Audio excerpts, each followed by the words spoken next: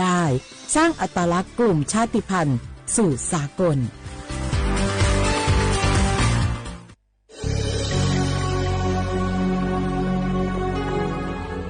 เกิดเป็นคนไทยเติบโตบนผืนแผ่นดินไทยจงภูมิใจในความเป็นไทยชาติไทยเรานั้นนับเป็นชาติที่มีความเป็นมาเก่าแก่ยาวนานเรามีภาษาวัฒนธรรมและมีสิ่งต่างๆที่เป็นเอกลักษณ์ให้เราได้ภาคภูมิใจในความเป็นคนไทยเราควรเห็นคุณค่าและมีความรักชาติหวงแหนแผ่นดินอันเป็นมรดกของบรรพชน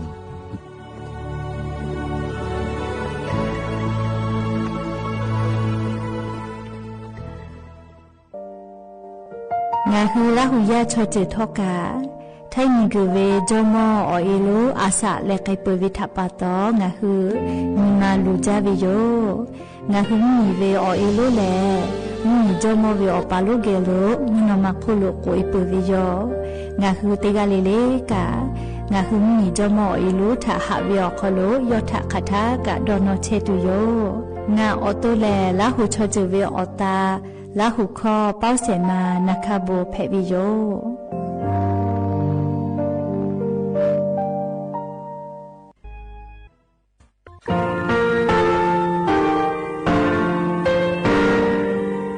งาคือมีติปิเพกาวิเชลงาคือติกาติชูเลติเลเพกาวิมาเฮยาค่างาคือชอยาออตุคโลกาติเชวิออโคคาติผาคาชูโยอาชุโยวิโยกาคาเดติเลอติเกกาพุติลาวิทัปปะตองาคือชอยาอาสติกาวิโยงาคือออตุคโลออกคือคากาติเชวิอูเวอีเวมาโกติยาลิเลทอกาอายิอูเวคาชเวเพวิโยอลาโกงาคือออตุคโลออกคือคากาติยายามาติยาลาวิโลโกงาคือชอยาทอกาอาสติมากาวิคาชูงาคือมีติปิเพกาวิเจเลงาคือติมูติสุติเพลแล้วแต่ยาเรียอาชุโยเวอบูปุตาเวกันติภาคาเสติเกคาเดกากาติเชวิทัปปะตองาคือมีติปิจกิเพลากาวิโยเชลงาคือเทจงมโครคางาคือมียะถาตอคปิลาตาเวปุระเวติเจเสนีเสหปามัชหปานิยาติเชออกขอบทาหัววิทยาลัยวิชาการศึกษาประสานมิตรโกเวออคโลจากเกรธาเทจงมคุโฮกางาคือมียะถาปิยะลาตาวิตคติพายโย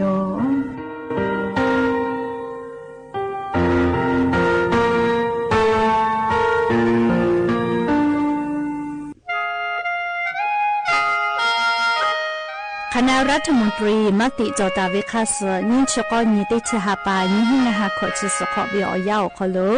มติจอเลจิชิตาวิคาสงาหึงมียาบาติเวพ่อปะหาจอเชเวงาคือเทนิโกขอเชอวิชติภาทาบาติปีแต่กุเลจิชิตาวิคาสมีเวอเลียวค่ามาตราติชิสอคโลกุบุตาเวงาคือมีอคโลชอตอชลุพ่อเวพระราชบัญญัตินิหิงาหันชินิขอคโลกุบุตาวิคาสไทนิโกคโลพอลุลาเลเชลามอวิชติภาและทะเบียนประวัติภาคเดเจจอวิชติภาไทยมีกรอคโลลุลาตาวิมีเวอเลียวคากฎหมายคาเสือคาเดลุลาเลเชเพตูออโปงาคือมียติภาษาสถานะคนต่างด้าวเข้าเมืองโดยชอบกฎหมายก็เวบะติภาติปีแต่ก็แลจิชิตาวิโยปุตตะเลมาตราสืทวิอคโลกกุบุตาเวพระราชบัญญัติสัญชาติมีหิงาหาหิขออคโลกกุบุตาวิแลงาคือไทยมีกรอคโลปววิชอไม่กะอปออิติภาไทยมีกรอคโลเชมอและทะเบียนประวัติอคโลบามาโจเฮเวกายาติภาแลสัญชาติไทยติภาลอเพวิเจกุทิออติอคโลโลโกสำนักบริหารการทะเบียนกรมการปกครองออติอคโลกาจาจาดาเลกาจาลอยวิเจ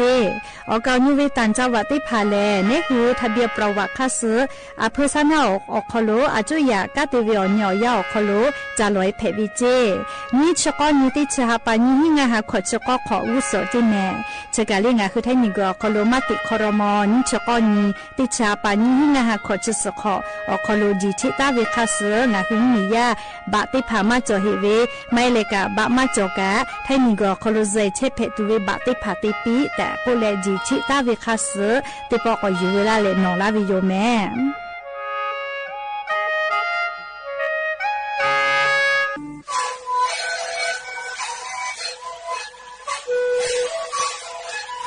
ริกูมันคือว่าแค่เชื่อดีออกข้าชื่อแล้ว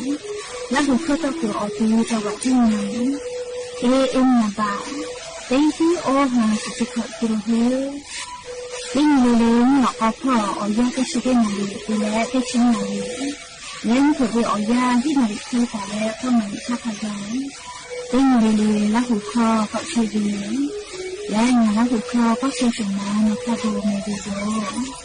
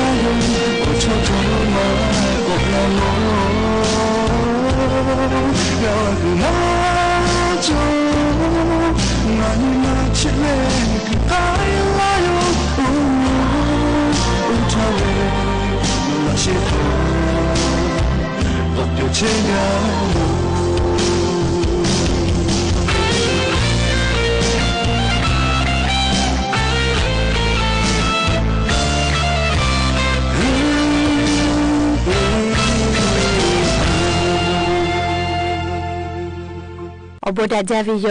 อย่าไปหาติปอทอกาดะเจวิอญยาเฉอคลงะคือติปอกกะมีลาแลฉปาอุปโรเชตาวิงะคืออวิอญระหุยาติภาเกอไรกาอโบดะเจอคโลอคอกะกอกะดะกิเชวิทัปปะตออลอเปเตกะเลเลทะตะอุยอยาวิอคโลละเซจาเลอไรกาอโบดะเจอคโลหะอยู่ลาวิโยแมหาวิอวิอญระหุยาเตกะเลเลกะชเดเจวิอยาคโลแลมุกะวิอยาลุลาเปวิทัปปะตองะคือเตกะเลเลทอกะเชซาจอซากะตัวโปเตกะเลเลอาชุยอตัวยอยกะทะกะคะเดญหาซาดักอิสิแมและยันยิวิอยาแลชเดซอคโลแลสเปเตญียันนี้ติชเตหาปาโนวิบาหาปาอคโลยันยอหาปาสุเซญีฟันเพวิโยและจะขอทอกันยี่หินชิงาขอสุขอหาวิอวิอญระหุยาติเผาติฮาเลเลวิอยาหินาริควายตาเลอก็นาริทักขกายติฮาเลเล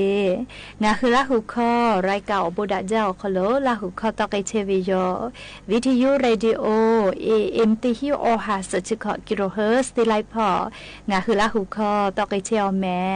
เวตาเลนิพอติพอ Facebook Fan Page สวทเชียงใหม่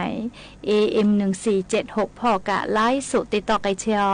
อวิญญาละหุยาติภาติแกละหุคอพนาและโอกาปิดักไอเพวิโยมและอย่าไปหาวิอยากายูเวลาตาเวซาตาอลอติภาไลรอยูเวลาตาวิโยจะได้คืองาหืออลอปเตลอติแกนักไอตุเวแลอย่ายิงงาหือเหมียวคลบแพกไอเชเวอเจ้ายามุนชามุยิมุกะมุหอพอจาดาเวซาตาอลอติภาทาอลอยูเวลาและงาหืออวิญญาละหุยาติภาทาชิดากะดะไอตุโยแม่จีจอปากรมอุตุนิยมวิทยาพ่อยุคือฉันแต่นี่แล้วอลอซาตาปิลาเวแลยานี้เจติจิแม่มุยจอมาตุเวเลอันยานิเวอยาเจมุยจอมาเวยานิกาเตฮาเวียขอเชเปเซเคเลจอตาฮิเวลอแม่อยากให้ซอปอฮาปัสออนตาเลฮินิเวอยางาคือไทมีออนาติตอพ่อแลติกาติติเลมุยยอยาลากิตุโยเจอยากค่ะหินตาเลกอนิเวอยาโลโกติกาติติโลโกกาติปอมุยกอลุลาเลลามากิตุโยเจจะเขาเป้ากาลิงาคือไทมิงกอคโลแลมุยจะเคเตลาโลโกแลเลยานิลาโกซอปอฮาปัสออนตาเลสนี่แลมุยยอไกวิเจหินยกอนิมุยกอลุลาเลปุขอนอลโกแลมุกะวิอซา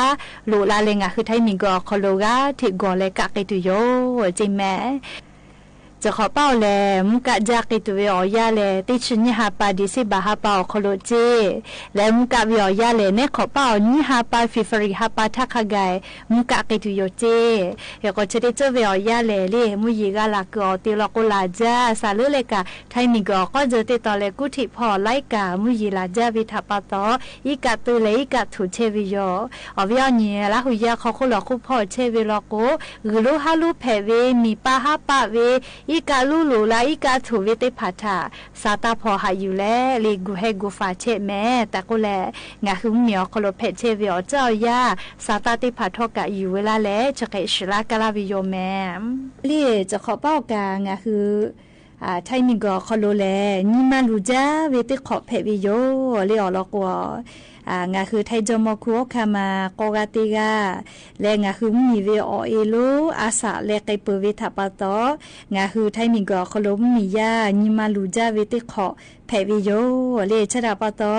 งาคือละหุยาติผัดทกามฮาเลฮากาที่จ้าที่ดอยปอยติผาติวิลโกกาเลกือดะมากกือดะวิอเจติผาทากะคาเดดอนนี่แหละเลติจิแม่มายอมายาตาติจิแม่เลอลอกงาคือไทมิงกอคุโลอุปุเชเวไทจมคุคาติชกาติกาวิอเออาสาเลไกวิอยาเพวิทัปตองาคือมียาติผาลโกกาอปุนาเอเวเลก็ชินิลกัวเสหปานะคือก็จะขอติชินิหปาขกายอาปุนายเวกากาเวลาเสแต่ก็วิโยอาปุนายเวมาจอเวลกกะเล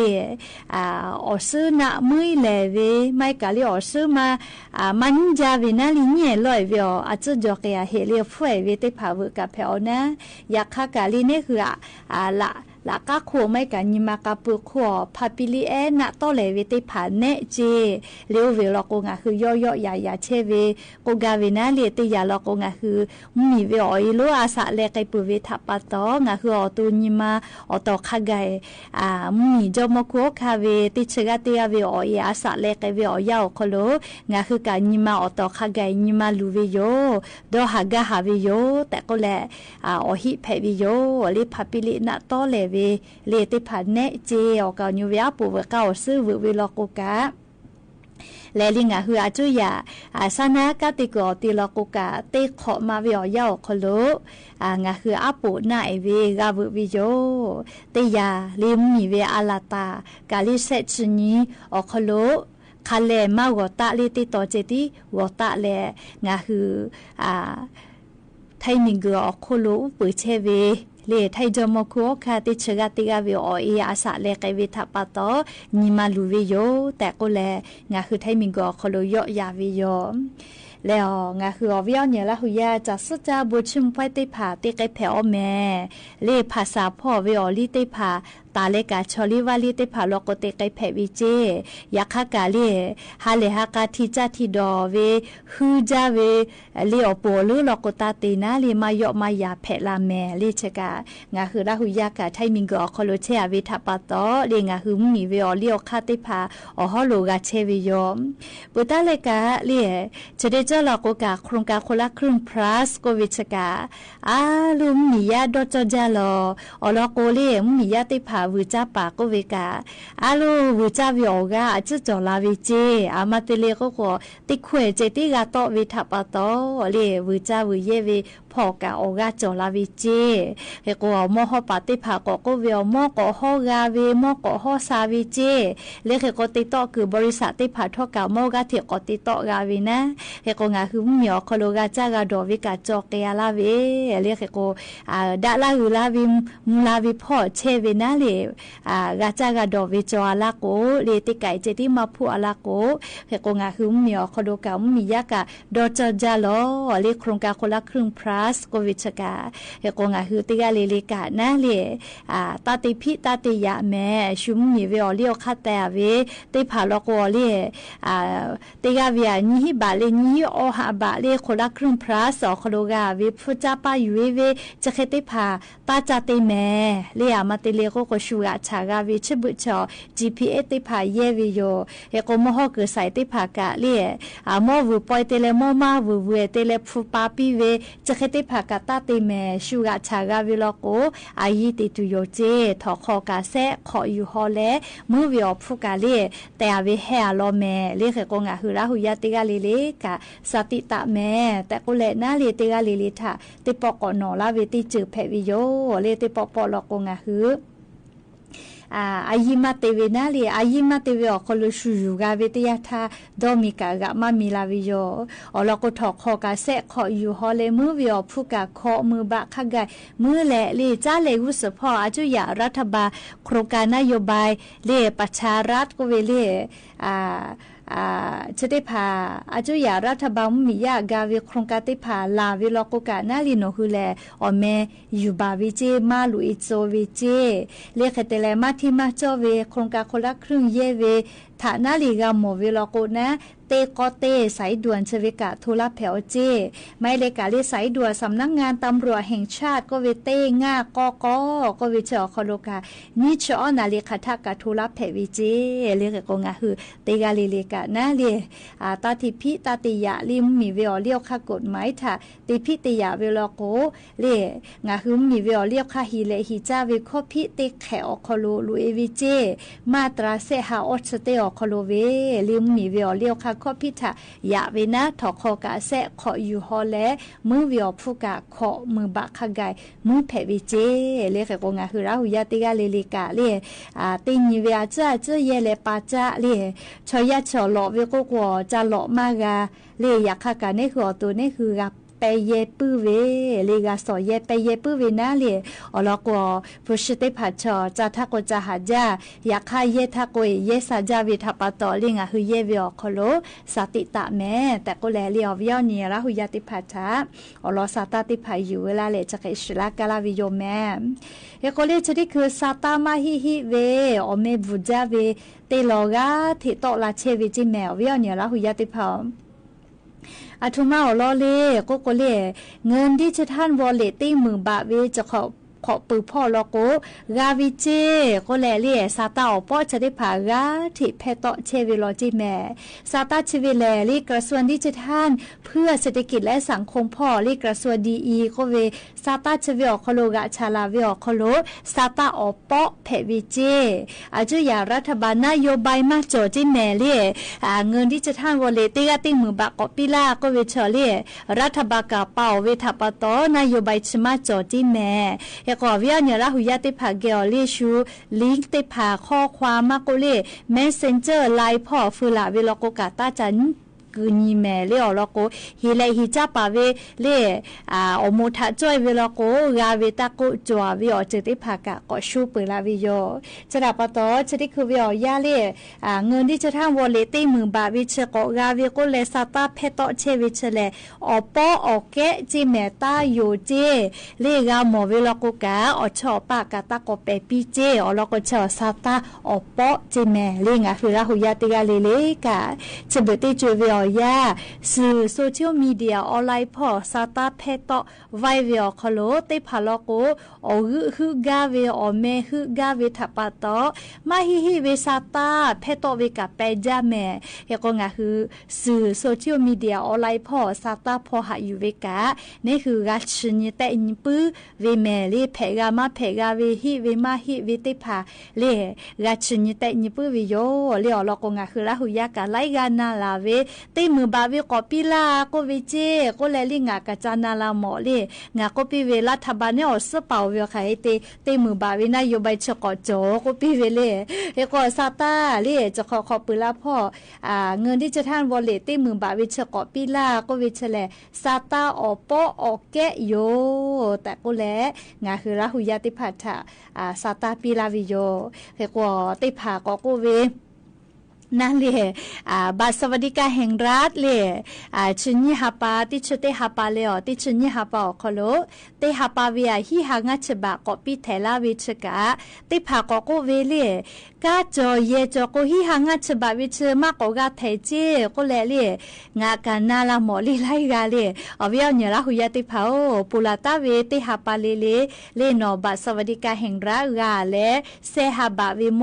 ปัจจากาเชวิชติพาลกกาวิโยเลกาจอเยจอเลอมากุลาจิมากาจิโกเลไลกาลโกไขกาติตุเลกาจอกามากาโกเลโกดาวิโวดาวิไซเกวิจิแมเลเกโกชเวกาซาตาอปอเลเกโกฮิหังฉบาวิชอกาจอเยจอเวมาจาดาเลปุลาทานอเซหาบะโมปาจาเชเวกาวิโลโกเลจาเลกาตุโยเลเกโกเซหาบะกาเวอโคกาฮิหังฉบานิหาปากอเทลาก็วิทัปตอติชเตหาปาสติญอคโลติฮิเตหาเลงะฉบาลุลาเลไลกาลโกโมกะปาจาโปโลเมเลยากาไลกาลโกมากะปาจาหิเจไลกาลโกติคุปาจาเลติคุเตหิก็เวนะเลติหาปาเวอคโลนอคัญญปอปาจากะกะเพเวติปอยติปาจากะกะเพเวเลติฮิเตหาเลงะฉบามอจาตุดอตุเยตุมอติผาเจติปากาวิโยพุติผาปายุมาเพแม่คอพิจอวิแม่เลชกาฮิเลฮิจาวิคอพิถาลุยวิเจเลคเตเลติชติหาปาปุโลโกติชติหาปาโคโลติฮิติหางาฉบาวิเชติชติหาปาโคโลกาเยปุเวกาลาตุเวติชญิหาปาปุโลโกติชญิหาปาลีติฮิติหาเลงาฉบาติปอกอโลลาตุโยติหาปาลีเลหาปาสติญอคโลเจเฮโกลิปุลาทาฮิฮาบะเลชเวลฟุบะกาเวเมเลโมปะจาเวมาเฮเตหาปติหาติหาวิฮิฮาบะกาจอเวติภามากาเฮวิชมออาสะขชขอโคเวบาสวัสดิกาแห่งรัฐจอเวชมติภาลโกเลหากะชาญิเมฟุลุราคา เตปะฮาลุจอเชเวแล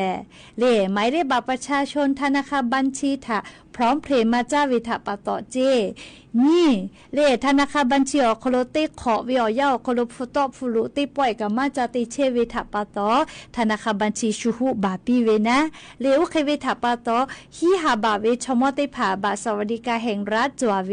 ฟุบากึลากะกะกึลามากาวิชชกะลาวิเจ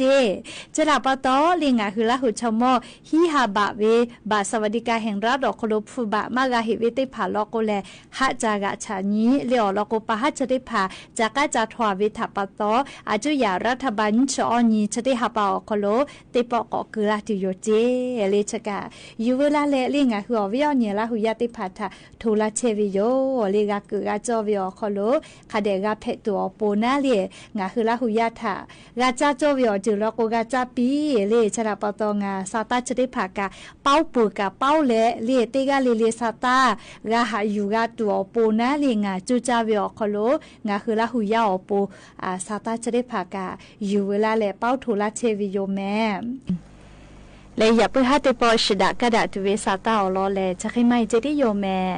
ลูลาเลกากาพนาเลอโอกาปิลาเชวิเตกาลิลิกาซุเมกาแม่เชซาจอซาเลดอซาวิอเนียวฮาเพปีอบูจาแม่ปาลุตุจิมาซุเวลาโอ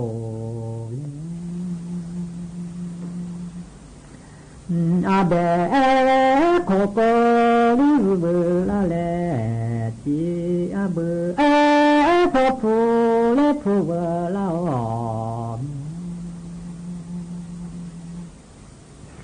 อากอ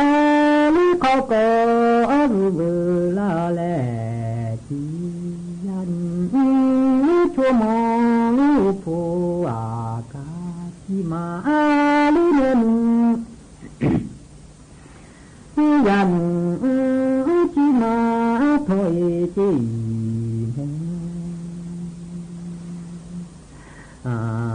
คือผู้ละดอคาเบติอาเลบุลูละผู้มีโคคาเบติอาเลบุจีเอลิกาจีเวลาเลมายันลาอยู่ป่วยขาคืออยู่ป่วยเจ็บวุ่นอยู่แม่อาทีขอปีบาตาเลติมาดียันขอฝือกกาลาโอเนมืออาลิปิโตชมชิมิกาบุโลเจโคคะเดลินโคบาลาโลเมอานิ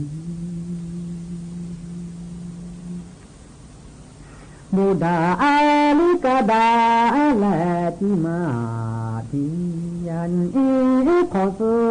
หัสโคทาโอมิลาเลโอ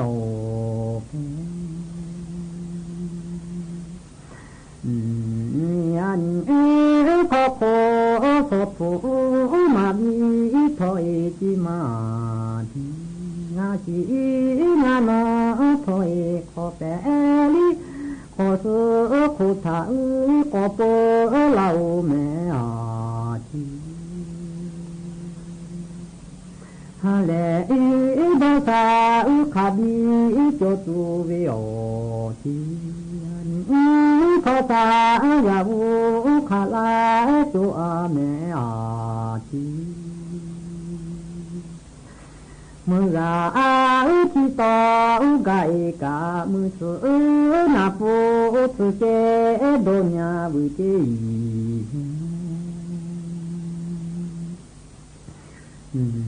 สปออาลิโตนายาปูเลอาทีขอบีฮาบีหุยกูอาเบ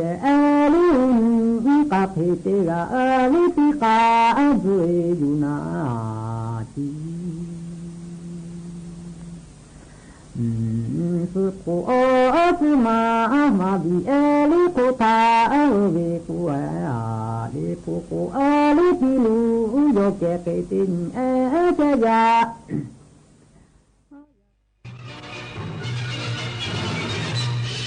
สถานีวิทยุกระจายเสียงแห่งประเทศไทยและเครือข่ายทั่วประเทศเสนอข่าวต้นชั่วโมงรู้เร็วรู้จริงเกาะติดทุกสถานการณ์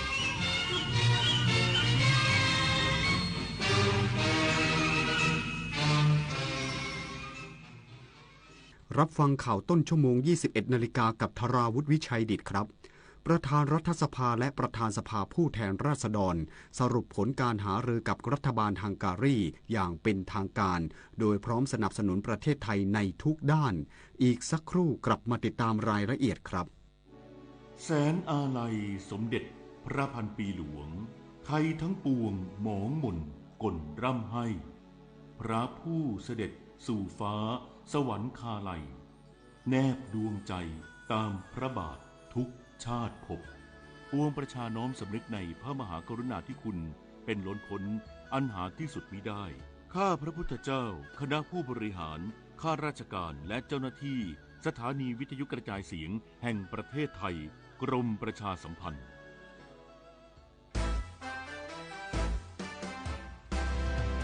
ได้เวลาช็อปได้เวลาเปย์คนละครึ่ง plus นโยบายรัฐหนุนการจับจ่ายเพื่อคนไทยทุกคนง่ายสะดวกรวดเร็วใช้สิทธิ์ผ่าน G-Wallet แอปเป๋าตังค์เท่านั้นเริ่มช็อปได้ตั้งแต่ 29 ตุลาคมถึง 31 ธันวาคม 2568 ตั้งแต่ 6 โมงเช้าถึง 5 ทุ่มตรงคนละครึ่ง plus รัฐจัดให้แบบ plus plus คนละครึ่งคนละครึ่งเมื่อเราก้าวทันเราต้องรักษาพัฒนาและส่งเสริมผลประโยชน์เพื่อความก้าวหน้าสู่ยุทธศาสตร์ที่สำคัญเราพร้อมผลักดันกิจกรรมเชิงรุกที่สร้างสรรค์ในทุกมิติรวมทั้งสร้างสรรค์ความเข้มแข็งในภูมิภาคที่มีอาเซียนเป็นศูนย์กลางเราสนับสนุนการส่งเสริมและเชื่อมโยงในเวทีเจรจาการค้าการลงทุนเรารักษาสันติภาพเสถียรภาพความมั่นคงและความมั่งคั่งประชาคมอาเซียนประชาชนเป็นศูนย์กลางเราไม่ทิ้งใครไว้ข้างหลังป่ารักน้ำหนึ่งในโครงการอันเนื่องมาจากพระราชดำริของสมเด็จพระนางเจ้าสิริกิติ์พระบรมราชินีนาถพระบรมราชชนนีพันปีหลวงที่ก่อให้เกิดประโยชน์สุขแก่ราษฎรในการฟื้นฟูป่าที่เสื่อมโทรมให้เป็นบริเวณต้นน้ำลำธารอนุรักษ์ปลูกฝังให้คนรักและหวงแหนป่าไม้ช่วยให้ราษฎรที่ขาดแคลนที่ดินทำกินได้มีที่อยู่เป็นหลักแหล่งมีอาชีพและยับยั้งการตัดไม้ทำลายป่ารัฐบาลฮังการีพร้อมสนับสนุนไทยในทุกด้านทั้งด้านการศึกษาการลงทุนและความร่วมมือระหว่างประเทศนายวันมูฮัมหมัดนอมัทาประธานรัฐสภาและประธานสภาผู้แทนราษฎรเปิดเผยภายหลังเดินทางเยือนประเทศฮังการีอย่างเป็นทางการพร้อมเข้าพบนายโซเซมเยนรองนายกรัฐมนตรีฮังการีณที่ทำการนายกรัฐมนตรีฮังการีว่า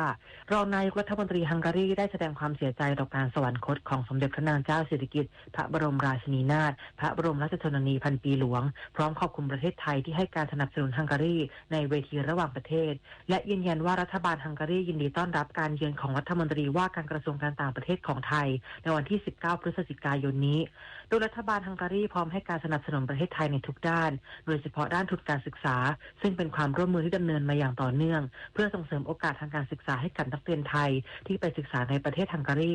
นอกจากนี้รองนายกรัฐมนตรีฮังการียืนยันความพร้อมให้การสนับสนุนการลงทุนและความร่วมมือระหว่าง2ประเทศในทุกมิติชวิสาปทุมมารายงานกรมควบคุมโรคยืนยันโรคโปลิโอสายพันธุ์ VDPV1 จากสปป.ลาวยังไม่แพร่ระบาดในประเทศไทยพร้อมวางมาตรการป้องกันและเฝ้าระวังอย่างเข้มงวด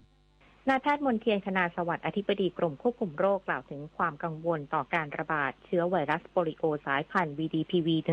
ที่พบเชื้อจากผู้ป่วยเด็กในแขวงสวรรณเขตสปป.ลาวซึ่งอาจมีความเสี่ยงต่อการแพร่กระจายเข้ามาในประเทศไทยโดยเฉพาะพื้นที่ติดชายแดนที่มีความครอบคลุมวัคซีนต่ำยืนยันว่าขณะนี้ประเทศไทยยังไม่มีการพบผู้ป่วยโรคโปลิโอในประเทศและยังดำเนินการเร่งรัดมาตรการเฝ้าระวังป้องกันและควบคุมอย่างต่อเนื่องเนื่องจากปัจจุบันโรคโปลิโอยังไม่มียารักษาให้หายขาดสามารถติดต่อได้จากคนสู่คนผ่านอาหารหรือน้ำที่ปนเปื้อนเชื้อแต่สามารถป้องกันได้ด้วยวัคซีนตามแผนงานสร้างเสริมภูมิคุ้มกันโรค ของกระทรวงสาธารณสุขกำหนดให้วัคซีนป้องกันโรคโปลิโอชนิดฉีดหรือ IPV จำนวน2ครั้งในเด็กอายุ2เดือน4เดือนต่อด้วยวัคซีนป้องกันโรคโปลิโอชนิดรับประทานหรือ OPV จำนวน3ครั้งในเด็กอายุ6เดือน1ปี6เดือนและ4ปีจึงขอความร่วมมือผู้ปกครองพาบุตรหลานเข้ารับวัคซีนให้ครบตามเกณฑ์สำหรับผู้ที่จะเดินทางไปสปป.ลาวแนะนำให้ตรวจสอบข่าวการระบาดและอาจรับวัคซีนเข็มกระตุ้นก่อนเดินทางโดยเฉพาะในผู้ที่ไม่ทราบประวัติวัคซีนหรือได้รับวัคซีนโปลิโอไม่ครบตามเกณฑ์ทั้งนี้หากพบผู้ป่วยมีอาการกล้ามเนื้อแขนขาอ่อนแรงเฉียบพลันให้รีบพาไปพบแพทย์ทันทีโดยเชื้อโปลิโอเป็นเชื้อร้ายแรงที่อาจก่อให้เกิดการอักเสบของไขสันหลังเป็นสาเหตุให้มีอาการอัมพาตของกล้ามเนื้อโดยผู้ป่วยจะมีอาการแขนขาอ่อนแรงอาจถึงขั้นพิการตลอดชีวิตหรือเสียชีวิตนฤมลอุดมพรรายงานมูลนิธิเพื่อผู้บริโภคร่วมกับสภาองค์กรของผู้บริโภคทดสอบผ้าอนามัยตามมาตรฐานผลิตภัณฑ์อุตสาหกรรมจำนวน20ตัวอย่างพบ1ตัวอย่างไม่ผ่านมาตรฐานจากการใช้เวลาซึมซับมากกว่า60วินาทีนางสาวทัศนีแน่นอุดรรองผู้อำนวยการมูลนิธิเพื่อผู้บริโภคร่วมกับหน่วยงานที่เกี่ยวข้องดำเนินการทดสอบผ้าอนามัยใช้ภายนอกแบบแถบกาวทั้งชนิดซึมซับน้อยชนิดซึมซับปานกลางและชนิดซึมซับมากเก็บตัวอย่างช่วงเดือนกรกฎาคม 2568 รวม20ตัวอย่างส่งตรวจยังห้องปฏิบัติการทดสอบที่ได้รับการรับรองมาตรฐานและทดสอบมาตรฐานตามมาตรฐานผลิตภัณฑ์อุตสาหกรรมจากผลการทดสอบพบว่าทั้งหมดผ่านเกณฑ์มาตรฐานการซึมซับและมาตรฐานความเป็นกรดด่างแต่ผ่านมาตรฐานระยะเวลาการซึมซับเพียง19ตัวอย่างซึ่งผ้าอนามัยที่ไม่ผ่านมาตรฐานใช้เวลาการซึมซับมากกว่า60วินาที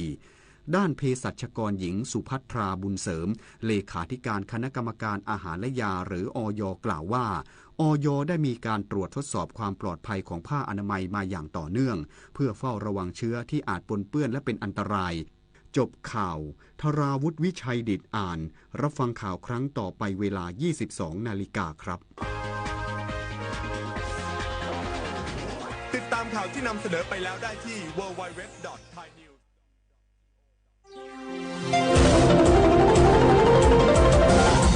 วิทยุแห่งประเทศไทยให้ความรู้คู่ความสุข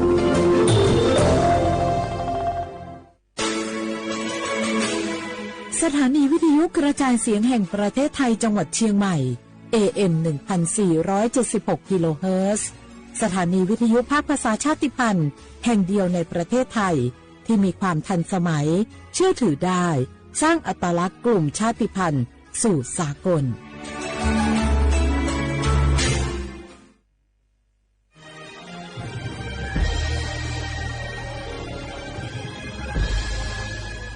เกิดเป็นคนไทยเติบโตบนผืนแผ่นดินไทย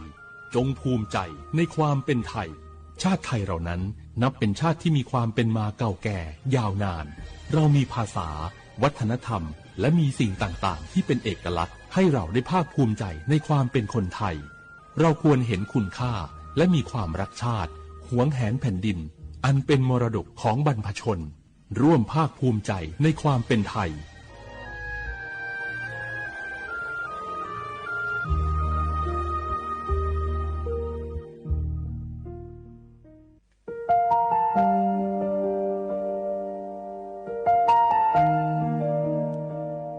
ขอน้อมเกล้าถวายอาลัยสมเด็จพระพันปีหลวงพระแม่แห่งแผ่นดินผู้ทรงเมตตาเหนือเกล้าขอพระองค์เสด็จสู่สวรรคาลัยข้าพระพุทธเจ้าข้าราชการและเจ้าหน้าที่สถานีวิทยุกระจายเสียงแห่งประเทศไทยจังหวัดเชียงใหม่กรมประชาสัมพันธ์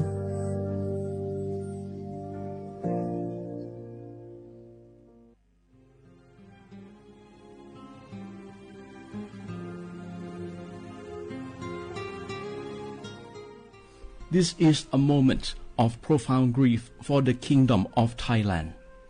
We,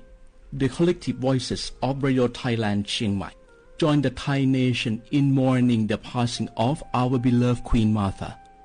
Her Majesty Queen Sirikit. Her life was a testament to the unwavering service, grace, and deep love for the Thai people. Our humble condolences and thoughts are with His Majesty the King, the royal family, and all the Thai people during this deeply sorrowful time.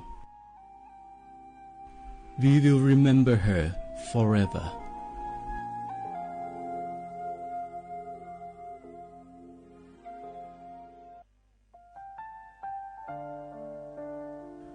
อาเดือไทยมิขอส่งเผาอามาสมเด็จพระนางเจ้าสิริกิติ์พระบรมราชินีนาถ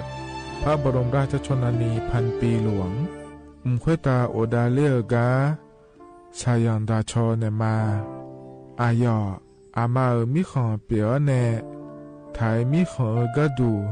อาคาชอเจอกะดูเงเกเนลาหมายแอนดิชนีถามิเนเนื้อมาหลักเฮมาเงเลชญาเธอมิเนอาดูมาโยหานาลูอายองเนื้อเกเนโยเยบอนเนมาอีนอายอมาโดอาดูเนโอเอียเนควยตาโอดาเลมิเนเนื้อมาเนื้อสาวเนวอเจ้าจ้อยกันยาอาดูมาโยหานาลูอายองเนื้อมาหลักเฮยอจอนาลูเนื้อเกเนโยเยบอชอเนมางามาอาเขาชอเจโยกานาลู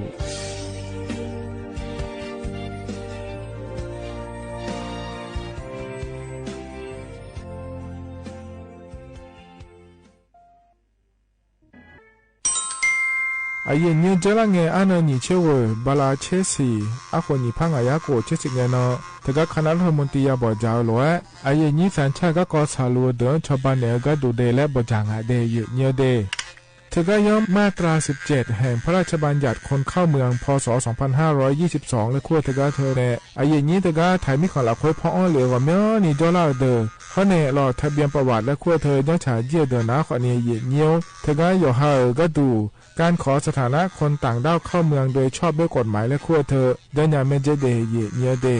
ข้อแน่เยเนียวมาตรา7ทวิแห่งพระราชบัญญัติสัญชาติพศ2508อายุนี้เธอก็ถ่ายมิขอหลักคุยได้แล้วแน่อาดามังเงนะอามาเธอก็ทะเบียนประวัติบุคคลไม่มีสถานะทางทะเบียนและอ้อเธออายุนี้สัญชาติสัญญาเมเจเดเยเนียเดใช่ก็ดูนะขอนี้กูเทเมืองหลักคุยย่อนะเธอก็สำนักบริหารการทะเบียนกรมการปกครองและคุกาชัญญาไม่ได้ยมือยอหลักคุยนะเยเนียเธอก็ในอำเภอโยฮันเนโจดัวรอราชการอายามหลักคุยอันนอนีเชวบาลาโกซีอาคนนี้พังอายาโกเชวขวงเกนีเดเยเนียว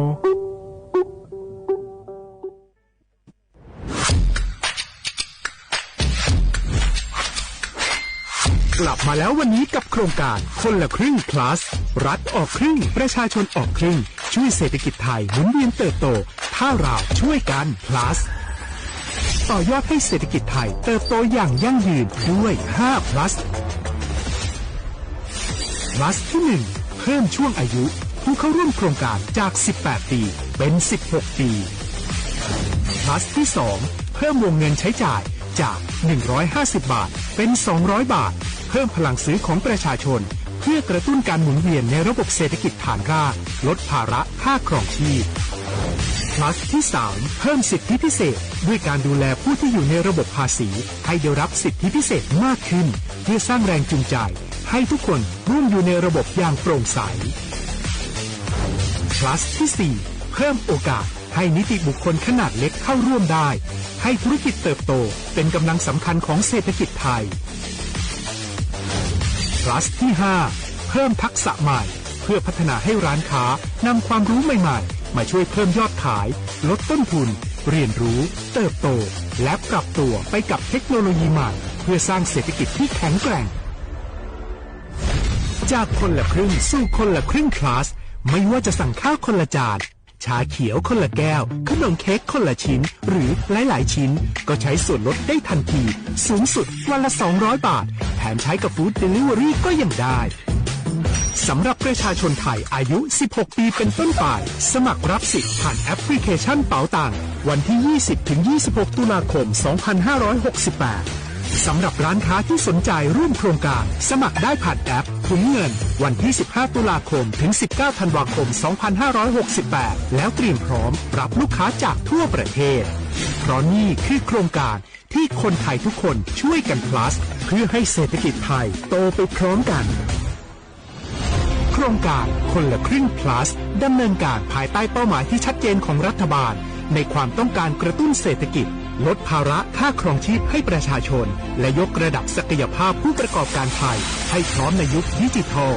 โดยยังคงยึดหลักความโปร่งใสตรวจสอบได้และป้องกันการใช้สิทธิที่ผิดวัตถุประสงค์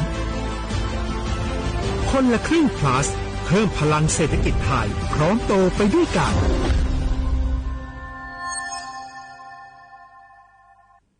ข้าชอชอเป็น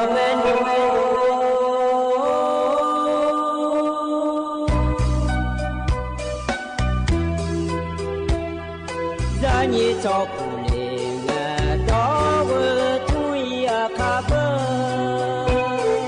za ni cho mo le nga do nga cho ya kha ba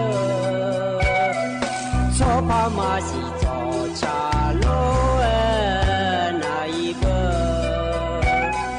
so ma nga na ma si ko le ya i ba nu ma si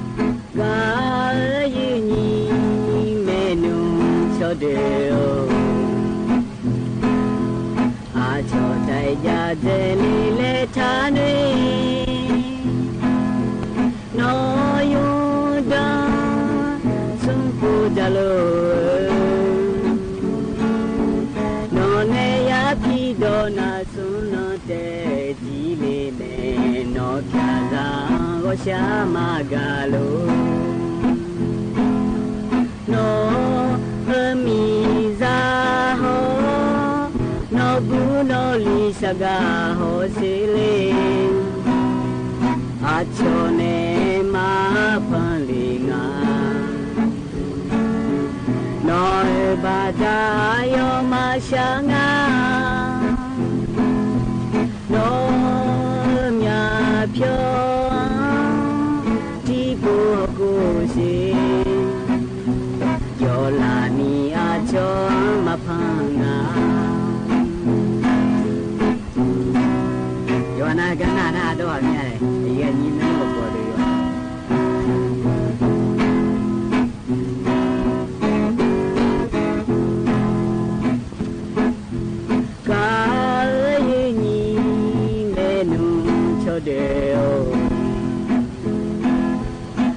ชอใจยาเทลีเลทานี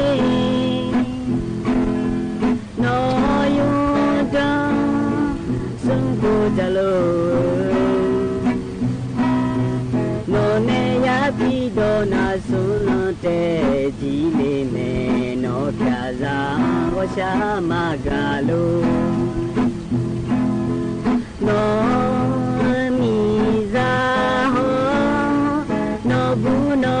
Saga hosile achone ma palinga noi bata yo ma shanga noi aba ti bo ko shi yo la ni acho ma pana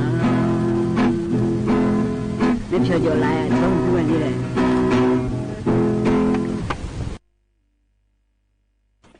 อุจิพออุดุธรรมะเดเย็นยิ่มีขังยาโยกานาลูเนเย็นเนียวนิ่มจิกะล้อเย็นเนียวยานนาลูยาถอนจูล้วยามินาลูยาถอนจูล้วยเย็นยี่ยานาลูเนเฮกามยอมัวดูเน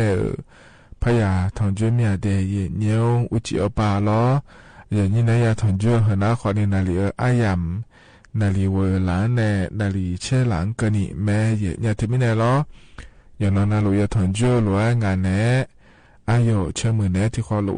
เดี๋ยวดามาเยี่ยอินาอาดัมแบนนอเฮดอลคุยรอราชการอันนอฉลาดเนอย่างนี้นะยาถอนจู่เดเยี่ยเดเจริญเงี้ยอุศอายำมาคุยขอเนี่ยนาลีเยี่ยหลานเนเวลากันนี่รอเยี่ยนี่เนยาถอนจูมาเยี่ยเราเธอเดืออาคาอายามยี่เนยาถอนจูกาฉลาลัวเราเลยยี่นี้ยี่เมียกาน้าขอนี้เธออายามยาวนะล้อยานาหาดาวดูยี่เนียวยเมียก็ขอนี้ยาจากาเอกาดันมาเดยี่เนียเดขอนี้ยี่เนียเมียกาล้อยี่เนียวสอบปะอายามล้อมาจากขอนี้ย่อลอยเธอเถอช้ายามเราคุยมินเนลเลยยินเทมินเนลเหอุสปาอายามาจาเนียอุจิอาปาโฮลอยานาหาเดขอนิโจดูเลยนี่นิมจิอธิขอลวจดามาเดเทมินเนก็ก่อลอจดังอุสปายาจากาดันเนลอเยนิวจิอาปาขอเนี่ยยากาเกอผายเลยจากาเอกาดาเนนบิสิบิกามาเดเยเนเดเยนิยอนาลุเอจอนาลุฉันท่านเนนะหาญาแม่เยเนี่ยเฟซบุ๊กปาเนนะหาลุนะกดไลค์กดแชร์แล้วเธอเดินไหนยังไม่ได้เย็นเยอะเดเธอในย้อนนะรู้ยากาเกิดผายแล้วเลยเย็นนี้หน้ากังอะไรก็จะกาเอกาด้านไหนเฮยเย็นนี้เทียนน่าหามาตั้งโลน่าหาหลังหมอยาโลและนะรอเย็นยงอันนักหาปาแม่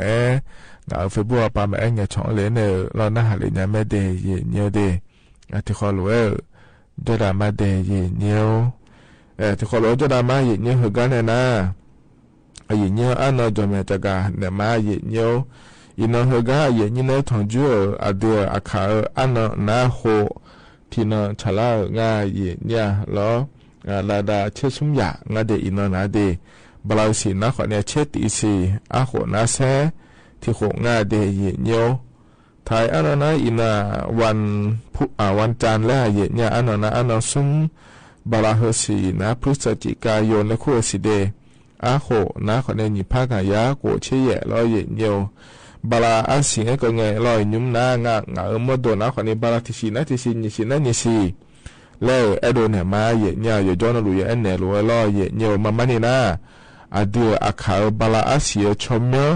ขอนี่ยาเดเย็นเยียวเดเธอทิชินิชินะแต่เหมือนกันล้อเวลาจอลาล้อหน่อยเยโลแล้วลอยเนี่ยขอเนี่ย เดือขันในยุ่มเหลวบ่ชั่วโมงพี่ชั่วโมงมาเราเยอะเนี่ยเธอยอมยายอมยากาพอปะเนี่ยยุ่มเหลวไม่เนี่ยที่เสียนาชมเนี่ยไอ้ที่ว่ามาคั่วขอนิยะแล้วไอ้ที่เจี๋ยมาคั่วขอนิยะแล้วที่มีเนี่ยเราที่เสียนะแห่งงั้นเขาสิไม่เดแล้วก็ดูนะให้พอปะนะเขาสิมาเขาลูกมาคั่วเดแล้วเอาเหลียวขอนิจอมีเนี่ยที่มีเนี่ยเราแล้วก็พอเงี้ยได้ก็มาฉามีอะไรหัวแล้วที่มีเนี่ยเธออย่าจ้องนะว่าเนี่ยเราอย่าจ้องอย่าไอ้ชุดบอจ่าบ่ชั่วโมงพี่ชั่วโมงบอจ่าเจี๋ยเนี่ยเฮ้ยงั้นเนี่ยนะเดี๋ยวไทยมีของเราคุยเราบาลาหัวเสียงหัวเราชมินบิกมาชุ่มสีเสียงบาลาชมินหัวเราบิกมาแล้วเงี้ยเจเจียเนี่ยหุ่นเงินจ่านะมาอย่างเงี้ยเงี้ยเจเจียเนี่ยหัวเราเกิดมาเดแล้วแต่นะเฮ้ยก็พอเนี่ยจะโดนเนี่ยมาเดย์เงี้ยเดที่มีเนี่ยเห็นนะขวานเนี่ยจิมีเนี่ยเดี๋ยวอาขาบาลาอาศิมาคั่วก็ดูงาเลยแล้วเนี่ยสิเนี่ยพายจากกันแล้วเนี่ยเนี่ยที่เขาเราจะได้มาเงี้ยงั้นก็แหลมเถอเมจกาดในมินะอโดโชในชาต่อชาที่บิงเลที่ขอล้วนนะฮะดามาหยีเนียว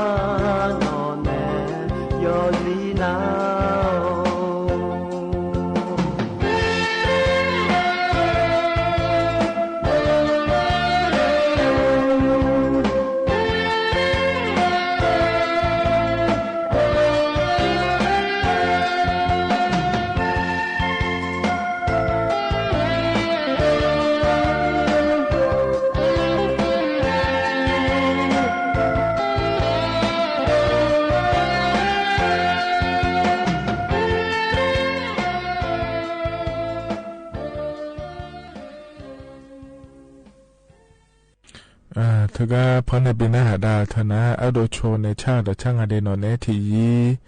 จมหมดยาแล้วอาหูบานเนตัวชาไม่เดยานะหาเบียวด้วยเยเนียวจะรอปลาแล้วในนะหาเล่าโยอานารู้ว่าดูธรรมะเดเยเนียวเดนุ่มจิกแอล้อเยเนียวนาดีกว่าแล้วในเช่นละก็ในที่ขอรู้แล้วจดามาเยเนียวการนะขอเนี่ยรัฐบาลก็ก่อรอเยเนียว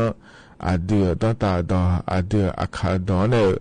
จากาเอกาดูมาเยเนียวรัฐบาลก็คำมิเนล้อเยเนียวถึงมิเนเฮกันเนี่ยนะเราก็ก่อเฮกันเดือจากาเอกาดานในบิสิบิกามาเดเยเนียวเดเฮกันเจริญเงี้ยเราเลยเยนี้อาเดือนายรัฐมนตรีแล้วนายอนุทินชาญวีรกุลหัวป่าก็ดูนะเดเห็นเนี่ยเดือถ่ายพอป่าแน่เราเลยนี่ถึงการเกาหลีมีของอย่าอิงอาเดเยเนี่ยเดเมืองคายองจูและขั้วเมืองหรอคือรอยเนี่ยเฮกะเยเฮโปนาขอนี่เธอเนี่ยการประชุมสุดยอดผู้นำเอเปกและขั้วกาเยงาเยเนี่ยเรายอมหยามีของแล้วเนี่ยบอจาร่าเดเยเนี่ยเดเฮกะโปก็ดูนะขอเนี่ยสุมเชนีโปที่โปงอเดการประชุมผู้นำเขตเศรษฐกิจเอเปกและขั้วเฮนาลอยเนี่ยมานี่นะขอเนี่ยอายุด้วยชนเนี่ยโดยตีก็มาก็ดูแล้วเศรษฐกิจและขั้วปังกระเทียมจะขอดอปาชูเสื้ออยู่ว่าป้าก็ดูบอจางไอ้ขอเนี่ยบอจางอย่างเราคนเราเยอะมีเยอะมีก็เราคือขอเนี่ยบอจาดางาเดเยเนี่ยถ้าก็จะละเงี้ยอันนั้นสุมเชติเงี้ยนั่นเนี่ยบอจาแม่เยเนี่ยมีนะหุ่นก็นี่งานเนี่ยเยนี่รอถึงมีเนี่ยเราเลยเยนี่เฮนะขอเนี่ยเดือในธรรมเดียวป้าก็ดูนะขอเนี่ยรอเดือไทยก็ดูเดแล้วรอถึงก็เลยเนี่ยบอจาเรียกงาเยเนี่ยเยช่วยมีมีของเราคนเนี่ยแล้วเนี่ยบอจาล่างาเดเยเนี่ยเดเธอเนี่ยรอเศรษฐกิจและขั้วป่ารอที่ขอรู้ว่ากูว่าเนี่ยมือดาล่าก็ดูเดเลออะไรจ้าเนี่ยชาดานยาพายเลองานเนี่ยเยนี่ห้องในเธอแต่มาเงอรอเยเนี่ยเธอก็เนี่ยเยเนี่ยยุ่งไม่ซื่อๆยุ่งยาเจยางงานเนี่ยเยนี่ชอบสแกมเมอร์และขั้วเธอมารออาชญากรรมไซเบอร์และรอเยเนี่ยอาชญากรรมไซเบอร์เธอนะขอเนี่ยออนไลน์เขาปาเนี่ยเราเลยนี่อินเทอร์เน็ตเขาปาเนี่ยนี่ไม่ซื่อๆแล้วเจเราเนี่ยหน้าเธอก็เนี่ยสแกมเมอร์แล้วเธอนะขอเนี่ยเยนี่อย่าเนี่ยเขามาเนี่ยเยนี่สแกมเมอร์เลยย้อนเอาดูยากาเธอตอนนะขอนี่ช่วยหาโมเดลอามาอามูโลแล้วเราเนี่ยไม่ซื่อๆแล้วเนี่ยเนี่ยสดาเดี๋ยวเล่าเดอเราจะเล่าเดอแล้วงานเธอเนี่ยยุ่มนะขอเนี่ยไม่มีอันนี้นะออนไลน์เขาปาเนี่ยยามอแม่เนี่ยเดแต่เนี่ยเราอาจจะมีคนบีเนี่ยมาเลยไม่ซื่อๆแล้วเดี๋ยวมาเรายุ่มยาจียุ่มยากว่าเนี่ยเนี่ยไม่ซื่อๆเนี่ยเนี่ยสดาเราจ่ายเธอจะน่ารู้ว่าเกิดไม่เดเนี่ยเดสแกมเมอร์แล้วอาชญากรรมไซเบอร์แล้วควรเธอมาเนี่ยพลาดอกขยะถ่ายดอกขยะมีอะไรเนี่ยที่ดอกน่ะอาคาดอกด้วยชนิดมาจ้ะแล้วมีเนี่ยเดเนี่ยเดไอ้ขอเนี่ยนี่อยู่กันน่ะรู้ว่าเนี่ยพายเลยย้ายปนเนี่ยแม่เนี่ยนี่เขาก็ตัวโตรู้ละคุยขอนี่อย่าบอกจ่ายง่ายเนี่ยนั่นยุ่งเขาก็เฮียยามละคุยนะขอเนี่ยที่นอนใช้ที่นอนแล้วมอปากคำหยอช่วยยายี่มอนี่บีมอดาราเนี่ยก็ดูรอเนี่ยอ่ะโหยมยาเนี่ยมีอะไรจงงานเนี่ยชอบผู้สูงอายุและครัวล้อมีเนี่ยไม่พูดปากก็ดูนะขอเนี่ยผู้สูงอายุและครัวบ่ชมอภิชมอเดี๋ยวเจเนี่ยฮอลุดเนี่ยพังอ่ะเดี๋ยวเจเนี่ยสดาที่นอนใช้ที่นอนดูมายายุ่มยาโลดดึกยามหลังแล้วดึกอ่ะเธอก็ชมอฮอลุดาวเหนารอเนี่ยนี่แหละเดี๋ยวเจเนี่ยอย่าพอนะรู้ละครัวยังเหมือนจะนานผ่านงานแล้วเหรอเขาเดินขอเนี่ยที่เขาลูกกุ้งเนี่ยบอกจะงานเนี่ยเย็นนี้รอหน้ารออยู่นั่นมีของเหรอเยอะล่าขอยาออกรอเย็นเยอะออนไลน์ไปในขอเนี่ยเดี๋ยวขอเจ้าเนี่ยถึงมีอะไรที่ขอรู้ว่ากุ้งเนี่ยด้วยไม่หัวปลารอรู้ว่าตัวรู้ละคุยจะนานผ่านงานแล้วขอเนี่ยอย่าบอกจะเดี๋ยวเย็นเยอะเดี๋ยวนัดก็เย็นเยอะอีส่วนงานเนี่ยเกิดรู้แล้วเขาก็ปุ๊บบอกจะก็ดูนะเยอะชูยมยามีของละคุยเนี่ยเดี๋ยวนี่เช่นนี้มีของเยอะเย็นเยอะงั้นมันเงี้ยนะแล้วเนี่ยบอกจะเล่านั่นถือว่าที่มีขอเนี่ยก็เกิดพาเกอรอเย็นเยอะระบุมีขอป่ารอเย็นเยอะประเทศจีนแล้วงานในเย็นนี้เดือนนี้ผมเดียวป่าก็ดูขอเนี่ยรอเย็นเยอะเธอเนี่ยเธอก็ประธานาธิบดีรอนี้ระบุมีของรอในสีจิ้งผิงและคู่งานในเย็นนี้เธอก็ที่เขาบอกว่าถอนจุนเนี่ยยังไงโฉงานเดเย็นเยอะเด แล้วถึงก็ยังเงี้ยชอที่ก่อนนะคนเนี่ยเดือดไทยมีของเฮนะเราอยากชอคาสิโนแล้วคู่งานแล้วในอย่างนี้คาสิโนแล้วคู่เธอนะคนเนี่ยชอการพนันแล้วเราเนี่ยพายดีๆเนื้อแต่มาเงือสดาดาเนี่ยเนื้ออยู่เจนดูเดือดไทยมีขามาเกเดมาบีจาเดแล้วใส่ได้บินเนี่ยงาถึงก็เดือดเนี่ยเรียวปาเนี่ยถึงก็ประธานธิบดีสีจิ้งผิงในคู่ปารอเนี่ยนั่นถึงก็ประธานาธิบดีพอปาก็ดูเราหน้านัวรอเนี่ยเธอเนี่ยเกมาเกแล้วนั่นว่ามาเกิดมาเดี๋ยวเราอยู่หายมีของอยู่หายมีเนี่ยเราเนี่ยขอเนี่ยเดือไทยมีของเธอคาสิโนแล้วคู่เธอจะรู้แล้วนะลาบูชอเธอได้มาบิวอังเลเจเย่เนี่ยรอทนานีจังได้เจเดเย่เนี่ยเดเธออายุมาขอเนี่ยรอเนี่ยลาบูมีของขอเนี่ยคาสิโนแล้วคู่พอป้ารอเธอเนี่ยมาบิเธอจะเยอะก็ดูเดเลยเจงานในเย่เนี่ยอายุมาชอบหาขอนี่รอเย่เนี่ยเธอมีเนี่ยเย่เนี่ยเกิดมีของเราคุยขอเนี่ยลาบูมีของป้านี่มันก็ไอ้โดเร็วรวยนะก็มีของป้ามาขาล้อคาสิโนแล้วคู่เธอบิดาเนี่ยเราย่อป้าจะฉันเนี่ยพอในบินเนื้อนะตัวเดิมมาบิกอีเจเนี่ยเราเธอมีเนี่ยเดือดไทยมีของนะเดือดเนี่ยหัวเตียวป้าเนี่ยเธอก็ประธานที่บดีสีจิ้มผิวป้าไอ้เนี่ยเราเนี่ยไทยมีขาทั่วก็มาจังได้เดและเนี่ยงาเธอเนี่ยเราที่มีเนี่ยนี่มีของยอขาละคุยขอนี่เราเนี่ยจนเนี่ยเจอกับป้าแม่ตัวเดียวป้าแม่มือตะล่าเนี่ยนี่ผักงานแล้วขอเนี่ยที่ขอรู้อยากถอนจุนเนี่ยยังเงี้ยชองาเดยเนี่ยเดยเหรอนะขอนี่เธอเนี่ยยุ่งเดลังเงี้ยรอเนี่ยเดียว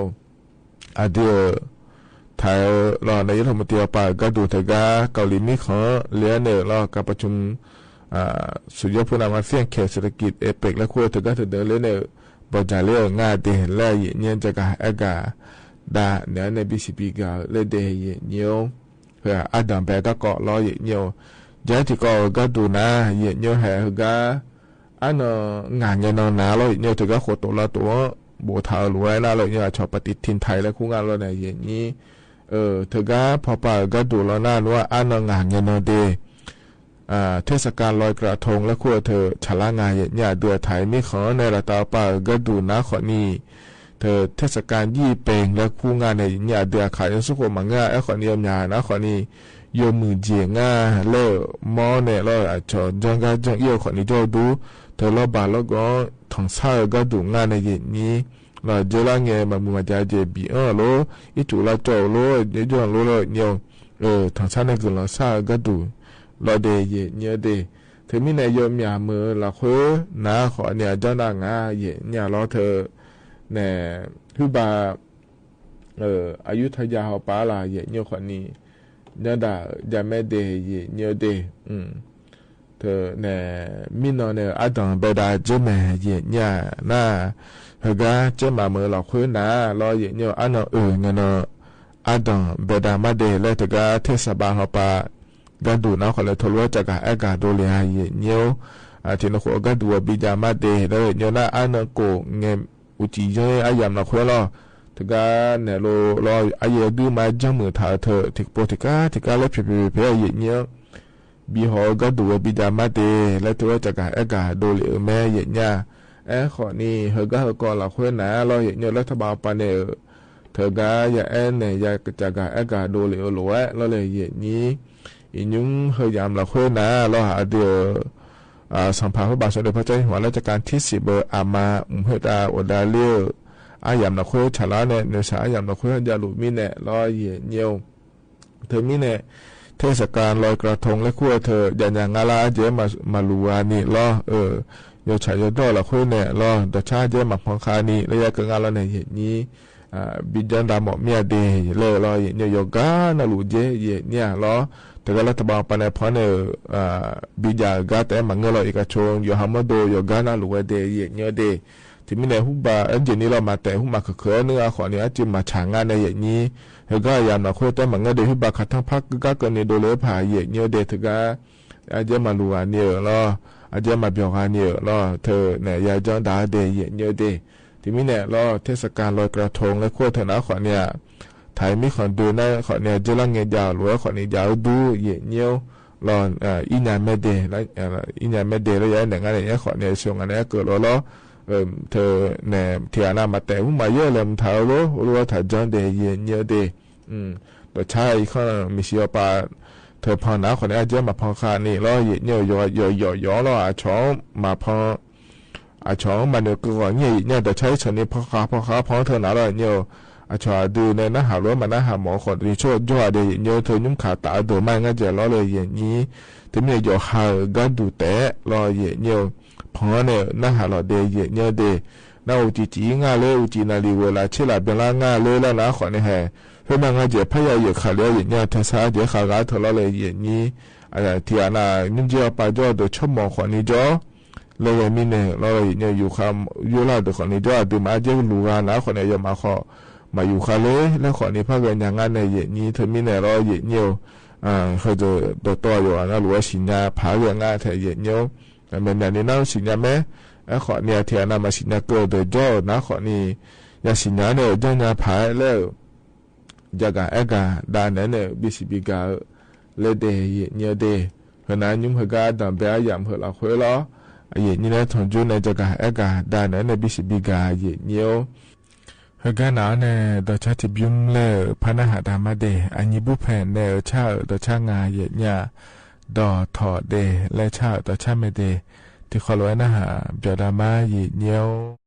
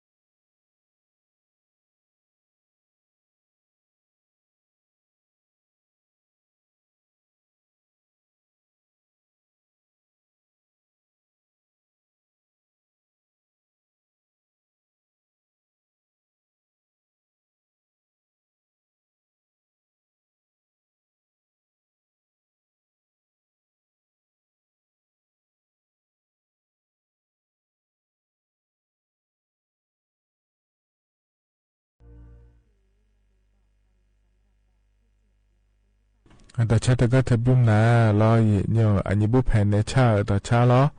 ดอถอดเดและชาต่อช่างงาเนี่ยนะหาเปียวด้วยเนี่ยก็จะนอปลาละในนะหาล่าอยู่หานารู้ว่าดูธรรมะเรามาข้อปลาในนะหาแม่เฟซบุ๊กปลาในนะหาแม่เดเนี่ยเดที่คนเราจะได้มาเนี่ยอาดัมเบียอย่างเราคุยนะคนเนี่ยเธออาจจะในธรรมตีถ้าเกาหลีมีคนเล่นเนี่ยบจาเรื่องงานเดนเล่ห้องเนี่ยเรารอยกระทงเล่คุยถ้าก็เนี่ยอย่าบจาอย่าจักรเอกาดังนั้นในบิสิบิกามาเนี่ยหรอที่มีเนี่ยเหตุการณ์เนี่ยนะเราก็เดือดพระจักรเอกาดังนั้นเนี่ยเดย์เนี่ยเดย์เหตุการณ์จะละไงนี้บัตรสวัสดิการแห่งรัฐและคุยอย่าเดินนะคนนี้อันนั้นติเงินในแม่เนี่ยถึงการสตาร์ดออนไลน์เนี่ยรอเนี่ยอันนี้นะบาลาอยู่สินะลูรอโลเจมิอบีเยอก็ดูเดแล้วนะเราเลยนี่บาลติเสียงสุมยาบาบินเนี่ยเดเนี่ยเดอคนเนี่ยบาลาเชติสีห้องเนี่ยเชนี่เสียงนะที่เสียงเยย่างอาเชบาแล้วพระบิลเนี่ยมาเดแล้วจะด้วยจากการอากาศโดเลยหรือว่าอันนั้นติเงินรออลาแม่เนี่ยถึงมีเนี่ยบาลาเสียงนะมิอหลวงในยาเยอะเจแต่ที่พาที่ยาตางาเชื่อบางก็เนี่ยยาเกิดงาเดยเนี่ยเดยเนี่ยมีหานะขออยู่หาเยอะหลวงเจเราถึงการบาดเจ็บการแห่งแล้วขั้วทั้งหมดก็ดูอย่างเงี้ยด้วยเนี่ยยุ่งหนาเบอร์เราบัตรประชาชนเท่าในจุ่มยาเล่าเจไม่เล่าในนี้ถึงไม่ในเดยเนี่ยเดก็หลักคนหนาเราเนี่ยเธอในที่อานาเบอร์เลยมาโลสิเลหน่อยเยอะจะมาจะสิเลนั่นเลยเนี่ยอายามบาติสิจ้าเหรอเราคุยมันเงี้ยในยุคนี้เราเดย์เนี่ยเดย์ที่พาที่ยังอาเชื่อบาเหรอเราเธอบาจุกันเห็นนะพอปาดอนในบีอยู่มาเหรอนะอายอสิอายอมมันเงี้ยน่ามายุ่มเนี่ยเดย์เนี่ยเรามายุ่มเจี๋ยเหรอนะเทล่าเสียงก็ในถักเกินเนี่ยเฮ้ยไงที่ปวดใจอยู่ไม่มาเลยหนูท้าในลำท้าโดนน้ำมาเดือดเนี่ยเดย์เลยเนี่ยจะกับไอ้การเนี่ยเลยเนี่ยเราเถียนะดัตตาปาจนเนี่ยมือเยี่ยมาลุมิเนี่ยเราเยี่ยเธอมาเยี่ยโดยขอนี้จ้อแล้วเราเลยเยี่ยนี้เธอไม่เนี่ยเยี่ยเนี่ยเราเธอเนี่ยบาลาเสียก็ดูนะที่พาที่ยาต่างอาเชื่อบาเหรอเราอายอเสียย้อยาอยู่มาเดแล้วจะกายอากาศด้านไหนในบิสิบิกาเลยเนี่ยจะมาเจอไงเราที่ย้อเราคุยเนี่ยสมมาแล้วจ้อนาเบอร์เราเห็นยี่พาสมภาพบาเจนิยางานในเยี่ยนี้เธออากูจะเยอะขนาดยังไม่ชอบพายไม่รอในอย่างนี้เขาก็ปวดก็ดูนักคนอยู่ฮัลโหลเจเขาเนี่ยรอสมบูรณ์ยาสมบูรณ์ก็อยู่มาเจโลเมื่อนักคนเธอเนี่ยย้ำจากขอดก็ยาเยอะหน่อโลเขาดูตัวหลวงเยอะเนี่ยไม่ได้เยอะเดน่าจะได้เชล่าสิงเยี่ยงอาเชื่อบาและพัดน้องหล่อมิเนี่ยเขาน่าเชล่าสิงขอทิพาทิยาตางาเชื่อบาแล้วพระอัลลาแม่เนี่ยหุ่นยามเกิดแล้วนะคนบาลาหุ่นในเสียก็ดูแล้วพายญาแม่เดเนี่ยเดพายุมญาแม่เดเนี่ย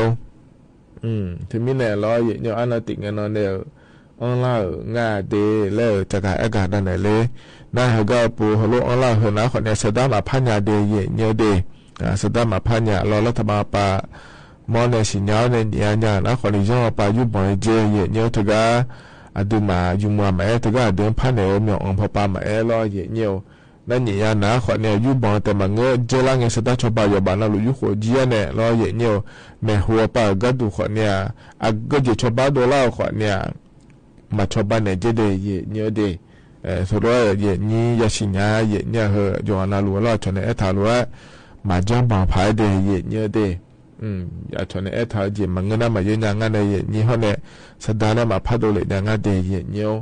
เฮก็หัวก็ดูแต่มันเงือเธอก็โครงการคนละครึ่ง plus และอีกยุ่งหลัวเธอขอในเงือแม่เนี่ยเราโครงการคนละครึ่ง plus เธอหนาขอเนี่ยเจริญเงินอันนี้เชื่อบาร์เจริญสินในปียุ่งตามแม่เนี่ยเธอก็มีเยี่ยมแล้วเนี่ยเธอก็มีองค์พระปฏิเนี่ยเยอะๆแล้วอดีตปาขอเนี่ยนะขอเนี่ยแล้วทบาปฏิปาแล้วขอเนี่ยแล้วเนี่ยจะมาเจงมีอภิธิยานะให้อดีตอาเชบะยายุโดเนี่ยแล้วทบาปังอาเชบะแล้วชาวบ้านเราเนี่ยแม่เนี่ยอย่างนี้เขาก็ก่อนเราคุยขอนี่แล้วเนี่ยสดามาบิพันยาเดแล้วเราเนี่ยส่วนมาขาทุรุจเนี่ยแล้วทบาปังเนี่ยนะอย่างเนี่ย ท แต่ก็เนี่ยยุคหัวเจเนี่ยเดของยาเดเนี่ยเดสดาขอนี่ตีเดไม่หัวป่าก็ดูขอนี่แล้วเนี่ยที่เจมาพัชบันเนี่ยมาเดแล้วไงนี่สิญามาเลยเขาก็เจริญเงโครงการคนละครึ่ง plus และขั้วเธอชมแล้วดอกเลยรอนี่เชื่อลำกันละคือยามอย่างจงอาเจเนี่ยเธอก็รัฐบาลจะเชื่อเงรอหัวยามอย่างเจปองห่อรอถึงมีเนี่ยเธอก็ปูเจริญเงชมแล้วดอกเลยขอเนี่ยรัฐบาลป่าชาวบ้านหัวมาบีเกินเนี่ยดีแล้วตัวก็ง่ายเถียเนี่ยถึงมีเนี่ยเจริญเงจงปองเนี่ยรอเนี่ยรัฐบาลป่าเนี่ยก็เนี่ยนั่นเป็นหัวป่าก็จะชาวบ้านดอลลาร์เขามาบีเนี่ยเดลเธอก็ปูก็เลยเนี่ยก็ปูมาบีเนี่ยคนเนี่ยมีจงอาเดเนี่ยเด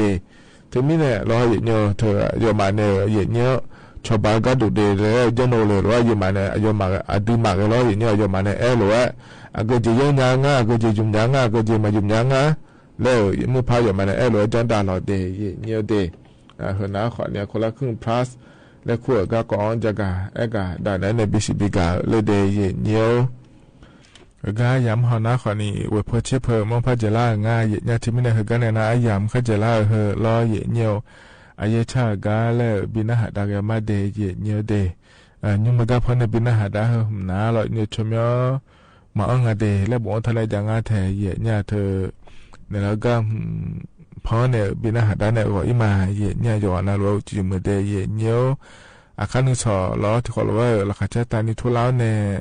นาลีเยล้าเนี่ยกูล้าเกินนี่เราก็มีออกมัวดูสวทเจ้าไม้ในงานเนี่ยอายุเชื่อมือเนี่ยที่เขาหลวงแล้วพัฒนจุลมาเดก็อิมาอุดุธรรมะ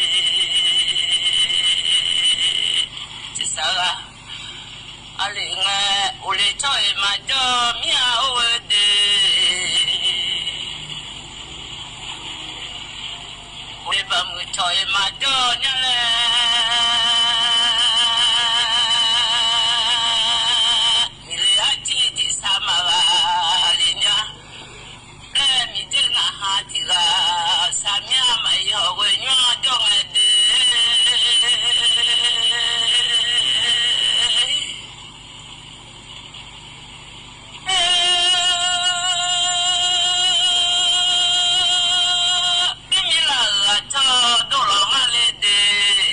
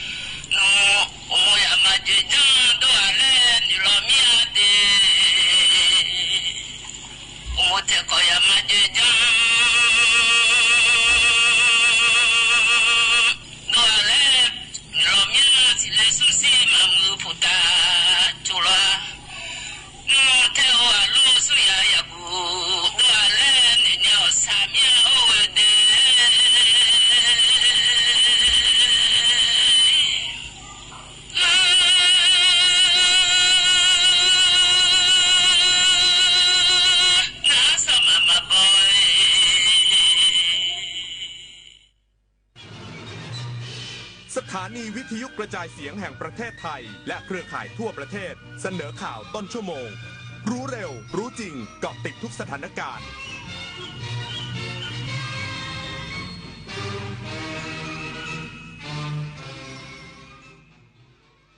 รับฟังข่าวต้นชั่วโมง 22 นาฬิกากับธราวุฒิวิชัยดิษฐ์ครับกระทรวงอุตสาหกรรมขยายผลการตรวจยึดเครื่องใช้ไฟฟ้าไม่ได้มาตรฐานได้อีกกว่า 4,000 ชิ้นหลังมีผู้เสียชีวิตถูกไดเป่าผมช็อตอีกสักครู่กลับมาติดตามรายละเอียดครับเสียชีพอย่าเสียสัตว์พดุงไว้ซึ่งคุณธรรมติดตามเรื่องราวของพันวานอนผู้กล้าหาญจะเกิดอะไรขึ้นกับพวกเขาสู่ความยิ่งใหญ่ของโขนมูลนิธิส่งเสริมศิลปาชีพวันที่ 6 พฤศจิกายนถึง 8 ธันวาคมนี้ณศูนย์วัฒนธรรมแห่งประเทศไทยเปิดจองบัตรแล้ววันนี้ที่ไทยทิกเก็ตเมเจอร์สู่ความยิ่งใหญ่ของโขนมูลนิธิส่งเสริมศิลปาชีพวันที่ 6 พฤศจิกายนถึง 8 ธันวาคมนี้ณศูนย์วัฒนธรรมแห่งประเทศไทยเปิดจองบัตรแล้ววันนี้ที่ไทยทิกเก็ตเมเจอร์คุณได้สิทธิ์กู้เงิน 300,000 บาทหากสนใจคลิกลิงก์นี้ได้เลยอย่าคลิกเด็ดขาดงานพาร์ทไทม์ออนไลน์งานสบายรายได้สูงอย่าเชื่อครับชีวิตจริงไม่มีใครคอยเตือนแบบนี้กลโกงอันแยบยลอีกมากมายของมิจฉาชีพโดยการส่งข้อความโทรศัพท์สายโทรเข้าหลอกส่งพัสดุรวมถึงแอบอ้างเป็นเจ้าหน้าที่รัฐป้องกันอาชญากรรมทางเทคโนโลยีด้วยการไม่โลภไม่ตื่นตระหนกกับข้อความชวนให้หวาดกลัวไม่หลงเชื่อใครง่ายๆรู้เท่าทันสื่อไม่ตกเป็นเหยื่อของมิจฉาชีพคนละครึ่งพลัสรู้ไหมใช้อะไรได้บ้างใช้ซื้อสินค้าอาหารเครื่องดื่มบริการนวดสปาทำเล็บทำผมขนส่งสาธารณะแต่เดี๋ยวก่อนถ้าจะนำไปใช้ซื้อสลากกินแบ่งรัฐบาลเครื่องดื่มแอลกอฮอล์ผลิตภัณฑ์ยาสูบบัตรกำนันบัตรเงินสดแบบนี้ไม่ได้นะครับที่สำคัญต้องจ่ายตามจริงห้ามทอนเป็นเงินสดห้ามรับแลกสินค้าหรือบริการคืนเป็นเงินสดนะคะดูรายละเอียดเพิ่มเติมได้ที่ www.konlakringplus.com คุณเคยเป็นแบบนี้ไหมใช้เวลาอาบน้ำเป็นชั่วโมงเคยซื้ออาหารอย่างบ้าคลั่งแต่ก็กินไม่หมดจนเหลือทิ้งเคย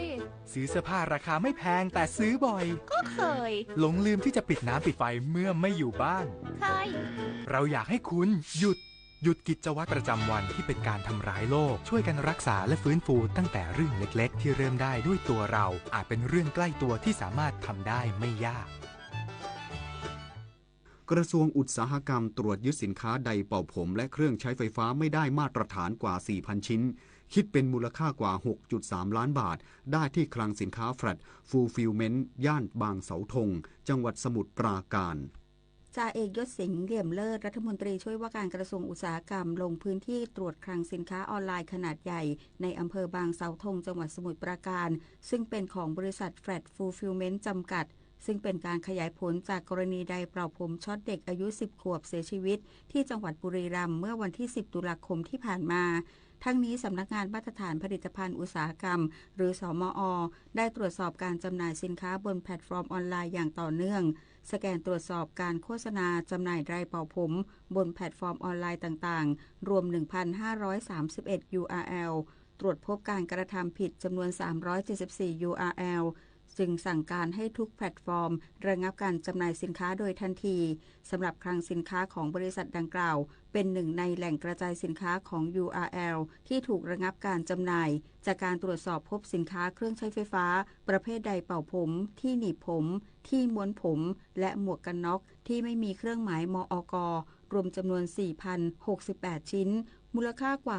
6,300,000 บาทจึงยึดอายัดไว้ทั้งหมดเพื่อดำเนินการตามกฎหมายมีโทษจำคุกไม่เกิน6 เดือนปรับไม่เกิน 500,000 บาทหรือทั้งจำทั้งปรับหลังจากนี้สมอ.จะขยายผลต่อเพื่อดำเนินการสืบหาผู้นำเข้าสินค้าดังกล่าวต่อไปสำหรับผู้นำเข้าสินค้าไม่ได้มาตรฐานมีโทษจำคุกไม่เกิน2 ปีปรับไม่เกิน2 ล้านหรือทั้งจำทั้งปรับนพศรแก้วคำรายงานกระทรวงศึกษาธิการจัดงานวันทวีบุญยเกตเพื่อรำลึกคุณูปการอดีตรัฐมนตรีผู้ก่อตั้งครุสภาสืบสารปณิธานพัฒนาการศึกษาชาตินางนฤมลพินโยสินวัฒน์รัฐมนตรีว่าการกระทรวงศึกษาธิการเป็นประธานงานวันทวีบุญยเกตอดีตนายกรัฐมนตรีคนที่5รัฐมนตรีว่าการกระทรวงศึกษาธิการคนที่12และผู้ก่อตั้งครุสภาตามพระราชบัญญัติครูพุทธศักราช 2488 จากนั้นรัฐมนตรีว่าการกระทรวงศึกษาธิการรับมอบเงินบริจาคสมทบมูลนิธิทวีบุญเกตเพื่อเป็นทุนแก่นักเรียนยากจนเรียนดีและมีความประพฤติดีในระดับมัธยมศึกษาสายสามัญและสายอาชีพและมอบเข็มที่ระลึกพร้อมกล่าวว่าการจัดงานในวันนี้ถือเป็นงานสำคัญของกระทรวงศึกษาธิการเพื่อระลึกถึงคุณงามความดีของนายทวีบุญเกตที่ได้สร้างคุณูปการให้กับประเทศชาติเพื่อสานต่อปณิธานเพื่อพัฒนาครูให้มีคุณภาพตามมาตรฐานวิชาชีพและจรรยาบรรณของวิชาชีพซึ่งจะส่งผลถึงการทำหน้าที่จัดการเรียนการสอนหรือการทำงานต่างๆร่วมกันเพื่อจะพัฒนาส่งเสริมให้ผู้เรียนมีความฉลาดรู้ฉลาดคิดและฉลาดทำนำมาสู่การสร้างสังคมแห่งการเรียนรู้ตลอดชีวิตรวมถึงต้องการให้นักเรียนและนักศึกษาได้รับทราบถึงประวัติของนายทวีบุญเกตเพื่อให้เกิดความภาคภูมิใจในทุนการศึกษาที่ได้รับในวันนี้และเชื่อว่าทุนการศึกษาดังกล่าวจะมีส่วนช่วยส่งเสริมโรงเรียนการศึกษาที่มีคุณภาพเพื่อเป็นกำลังสำคัญในการพัฒนาการศึกษาของประเทศต่อไปปุริพัฒน์สอนการรายงานสำนักงานเกษตรจังหวัดชุมพรส่งมอบบรรจุภัณฑ์ต้นแบบพัฒนากาแฟโรบัสต้าชุมพรสู่การสร้างมูลค่าเพิ่มอย่างยั่งยืนนายสุบรรณรักทองเกษตรจังหวัดชุมพรเปิดเผยว่า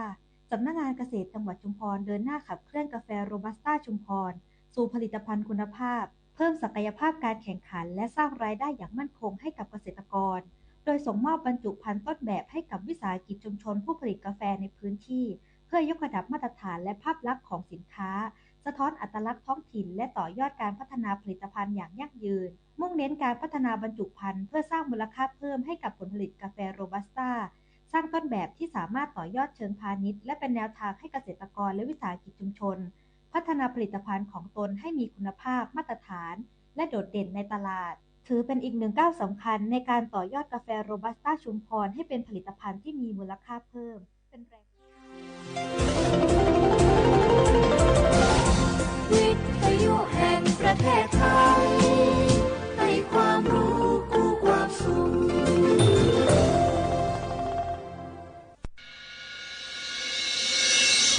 สถานีวิทยุกระจายเสียงแห่งประเทศไทยจังหวัดเชียงใหม่ AM 1476 กิโลเฮิรตซ์สถานีวิทยุภาคภาษาชาติพันธุ์แห่งเดียวในประเทศไทยที่มีความทันสมัยเชื่อถือได้สร้างอัตลักษณ์กลุ่มชาติพันธุ์สู่สากล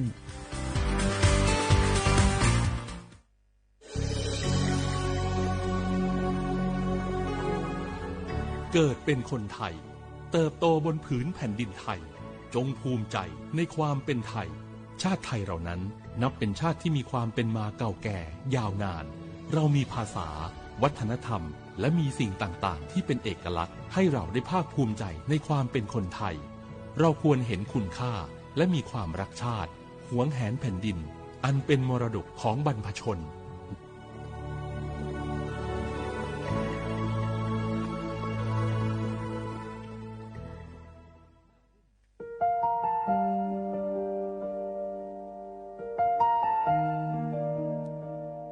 ขอน้อมเกล้าถวายอาลัยสมเด็จพระพันปีหลวงพระแม่แห่งแผ่นดินผู้ทรงเมตตาเหนือเกล้าขอพระองค์เสด็จสู่สวรรคาลัยข้าพระพุทธเจ้าข้าราชการและเจ้าหน้าที่สถานีวิทยุกระจายเสียงแห่งประเทศไทยจังหวัดเชียงใหม่กรมประชาสัมพันธ์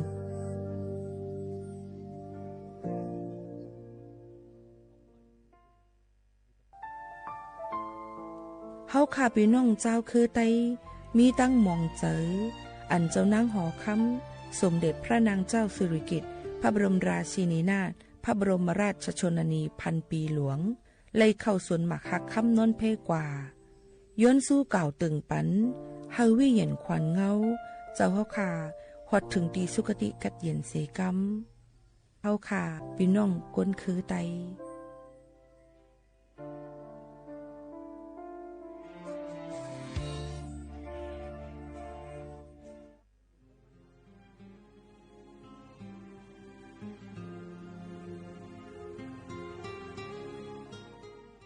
This is a moment of profound grief for the Kingdom of Thailand. We, the collective voices of Radio Thailand Chiang Mai, join the Thai nation in mourning the passing of our beloved Queen Martha, Her Majesty Queen Sirikit. Her life was a testament to the unwavering service, grace, and deep love for the Thai people. Our humble condolences and thoughts are with His Majesty the King, the royal family, and all the Thai people during this deeply sorrowful time. We will remember her forever.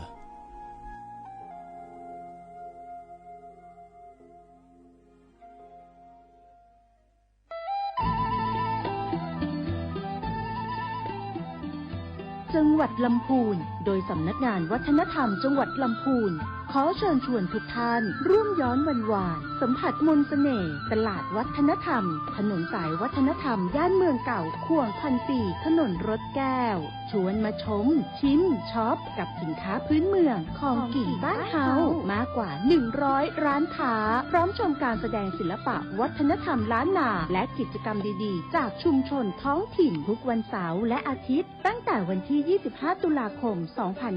2568ถึง4มกราคม2569ระหว่างเวลา 14:00 นถึง 21:00 นณตลาดวัฒนธรรมถนนสายวัฒนธรรมย่านเมืองเก่าข่วง1,400ถนนรถแก้วอำเภอเมืองลำพูนจังหวัดลำพูนร่วมแต่งผ้าเมืองใส่เสื้อผ้าเมืองเดินย้อนวันวานเก็บภาพความประทับใจในย่านเมืองเก่าแล้วคุณจะหลงรักเสน่ห์เมืองลำพูน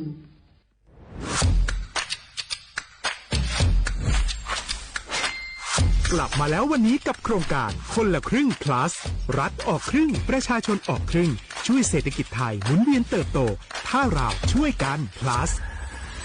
ต่อยอดให้เศรษฐกิจไทยเติบโตอย่างยั่งยืนด้วย5 plus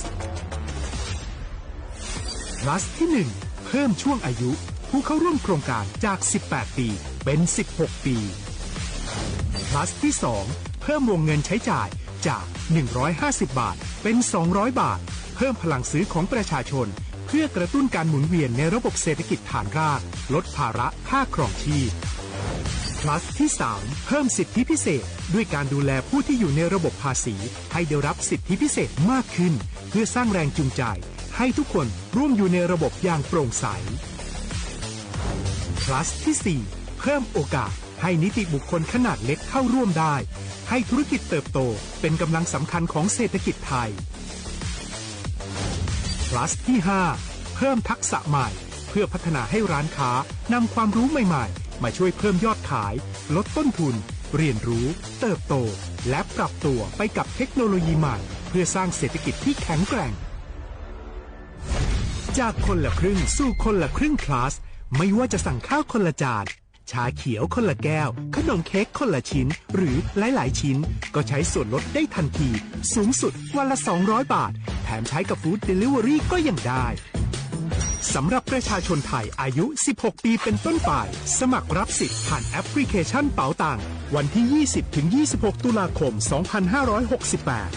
สำหรับร้านค้าที่สนใจร่วมโครงการสมัครได้ผ่านแอปถุงเงินวันที่ 15 ตุลาคมถึง 19 ธันวาคม 2568 แล้วเตรียมพร้อมรับลูกค้าจากทั่วประเทศเพราะนี่คือโครงการที่คนไทยทุกคนช่วยกัน plus เพื่อให้เศรษฐกิจไทยโตไปพร้อมกันโครงการคนละครึ่ง plus ดำเนินการภายใต้เป้าหมายที่ชัดเจนของรัฐบาลในความต้องการกระตุ้นเศรษฐกิจลดภาระค่าครองชีพให้ประชาชนและยกระดับศักยภาพผู้ประกอบการไทยให้พร้อมในยุคดิจิทัลโดยยังคงยึดหลักความโปร่งใสตรวจสอบได้และป้องกันการใช้สิทธิที่ผิดวัตถุประสงค์คนละครึ่ง plus เพิ่มพลังเศรษฐกิจไทยพร้อมโตไปด้วยกัน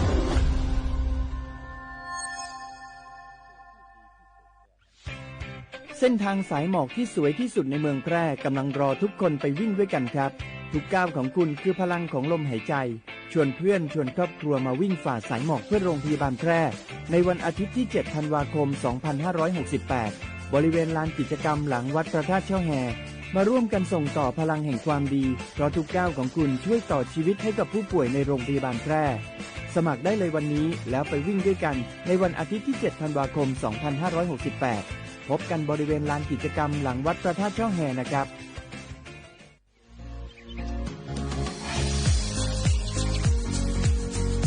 จอมหนังเปิงมติครม.มือวันที่29เดือนธันวาคม25ปากไป67เฮาฮิปเน็ตแกลิดปัญหาสถานะและสัญชาติคนอันอยู่ตั้งเมืองจึงไทยจอมมาตรา17นั่นตอนตาพี่น้องเฮาเขาอันเข้ามาอยู่ตั้งเมืองไทยหึงนั้นและมีไว้เข้าจอมเปิงเฮากว่ายืนย้อนสถานะต่างดาวของเมืองถูกแม่นจอมเปิงไล่ตอนตาลูกอ่อนอันเกิดตั้งเมืองจึงไทยมีอำนั้นก็แม่มีไว้ทะเบียนประวัติบุคคลไม่มีสถานะทางทะเบียนอำนั้นไว้10 ปีถูกแม่นยาวในจึงเฮากว่ายืนย้อนสัญชาติไทยจอมหนังมาตรา7ทวิไล่พออยู่ตั้งกรุงเทพมหานครกว่ายืนไล่ที่สำนักบริหารการทะเบียนกรมการปกครองพออยู่ตั้งต่างเจตวันในจึงกว่ายืนไล่จอมหนังวัดไว้อันเปิ้นออกปันเฮาคานั่นเข้าย้ำเหตุการณ์จอมหนังหลวงปองจึงต่อพอถึงวันที่29เดือน6 25ปากไป69ค่ะ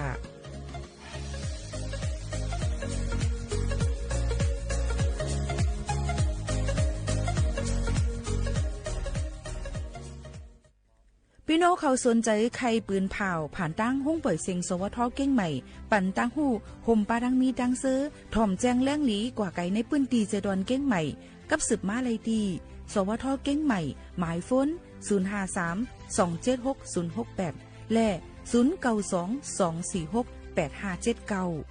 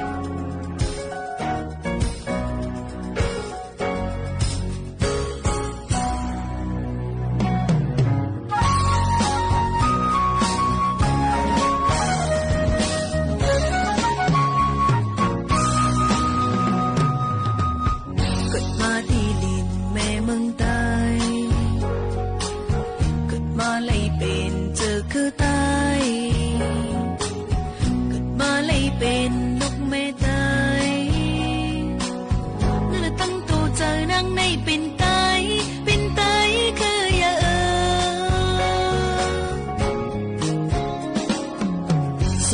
ถึกเอาลึกลายใจเล็บเห็นดูอันปักปืนใจกบนังหักษาฟิงคือใจเนื้อเนื้อตัวเจ้านังในหักใจคืออย่าง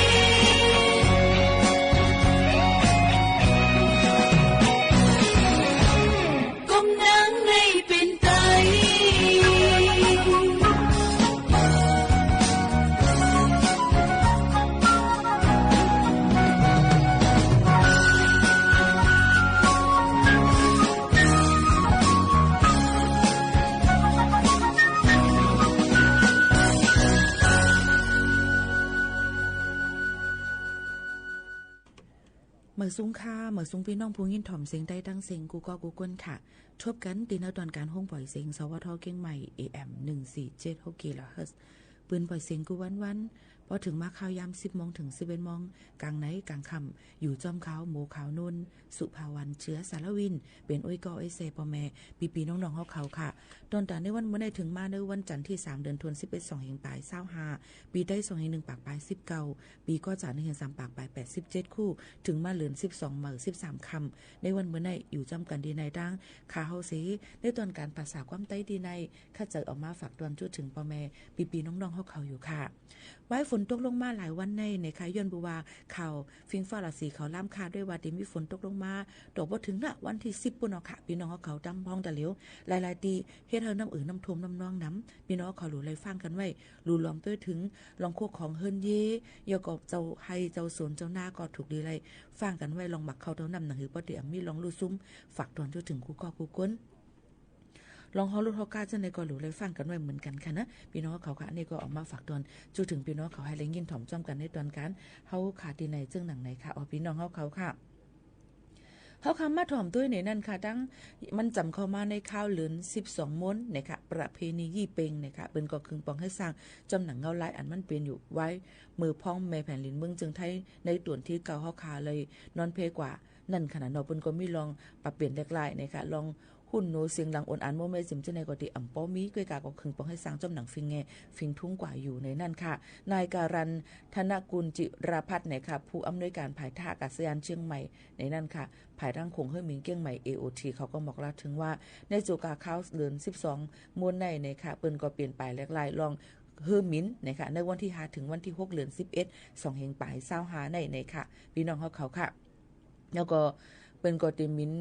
ไฟสุดท้ายมันนั่นเตมินต่อบ่ถึง7:00 นกลางค่ำก้อยนะคะหนังหือบ่ได้รถย่อมลองเปิ้นได้ปล่อยห้องไผมินและอ่ำกว่าตุ้มเตอหนังหือได้มีลองลอดเพในนั้นค่ะนี่ก็ออกมาฝากตอนถึงเดี๋ยวก็มีสายการบินนะคะแคนเซิลยกเลิกกว่า8นะคะมีอยู่1ปากปลาย61สายการบินนั่นค่ะนะเนาะจึงหนังในค่ะหลายๆตีหลายๆตั้งหนังหือบ่ได้มีลองตุ้มเตอเดี๋ยวก็ลองเฮือมินนั่นในก็กว่ามาเลยไงมีลองสุกสักสังในนั่นค่ะในก็มาฝากปันแล้วก็เหลือเสียนั่นก็อองตีเปิ้นปันปล่อยห้องไผ่หมินคมลอยหมักแตกหมกแตกเสื้อนั่นก็มันก็มีหลายๆอองตีดังเมืองเกียงใหม่ตื่นมาปล่อยเลยนั่นขนาดเนาะลองดังเสื้อในเฮาค่ะก็ถูกดีเลยฮับฮู้ถ่อมด้วยข่าวเฮากันให้คือตั้นกันกูก็กูก้นตั้งหมดตั้งเสียงจึงดังไหนค่ะออกปองแม่พี่น้องเฮาเขาค่ะเที่ยงรองนึงในนั่นค่ะเกี่ยวกับไปลองป้ายอยู่ลีค่ะภายดังป้ายอยู่ลีเขาฝากฟังไว้ปันว่ายังพองตะเหลียวสังเจอว่ามีแขนขามันอ่อนแห้งหนานะคะเป็นผักกึ่งผัก15นะคะเนาะแล้วก็นั้นก็ซุปมิดลาดไลลาดหยาบเนียนหันมุงต้วยเลยป้อหันลีเจมเจ้านั่นหลูเลยฟังกันไว้หลูเลยเฮออ่อนกันกว่าทบเมายากดจัดด้วยคันไพ่หนังหือป้อเดมีลองตุคิตามีลองลู่ซุ่มถึงอาสาสายใจ5เนี่ยค่ะโกเป็นตั้งเป็นหลอดเลือดออกจึงหนังไหนค่ะนี่ก็ลองตั้งเจ้าในลองไปอยู่ลีในเข้าไปออกไปกำไข่เป็นก็กึ่งกลางเป็นก็มีเป็นสังก็มันก็เป็นแล้วเฮาล้ามขาดมันไหลย้อนนั้นก็ปูว่ากวนเนาะค่ะในอยู่อาศักนำมาสังฆรากวนเฮาก็มันก็อติแกนแข็งเหมือนหนังอันยามเป็นมาซึ่งนั้นก็จังเป็นไรอันที่สุดมา1ปี1ปอกถูกด้วยเลยก็กด7กดทัดด้วยลองตั้งเป็นเฮาค่ะที่ห้องยานี่ค่ะนี่ก็มาฝากตอนถึงบ่แม่พี่น้องเฮาเขากูก็กูก้นซึ่งหนังไหนค่ะอ้อหรือใจถ่อมด้วยแทงเพียงกว้างหมานหูถูกใจกันกวนจงขึ้นมาอุบโอ้จำกันแทงกำนึงว่ามีลองตั้งจึงหือแทงหลายๆในตอนการเฮาค่ะในวันเมื่อในจึงหนังไหนค่ะบ่แม่พี่น้องๆเฮาเขาค่ะ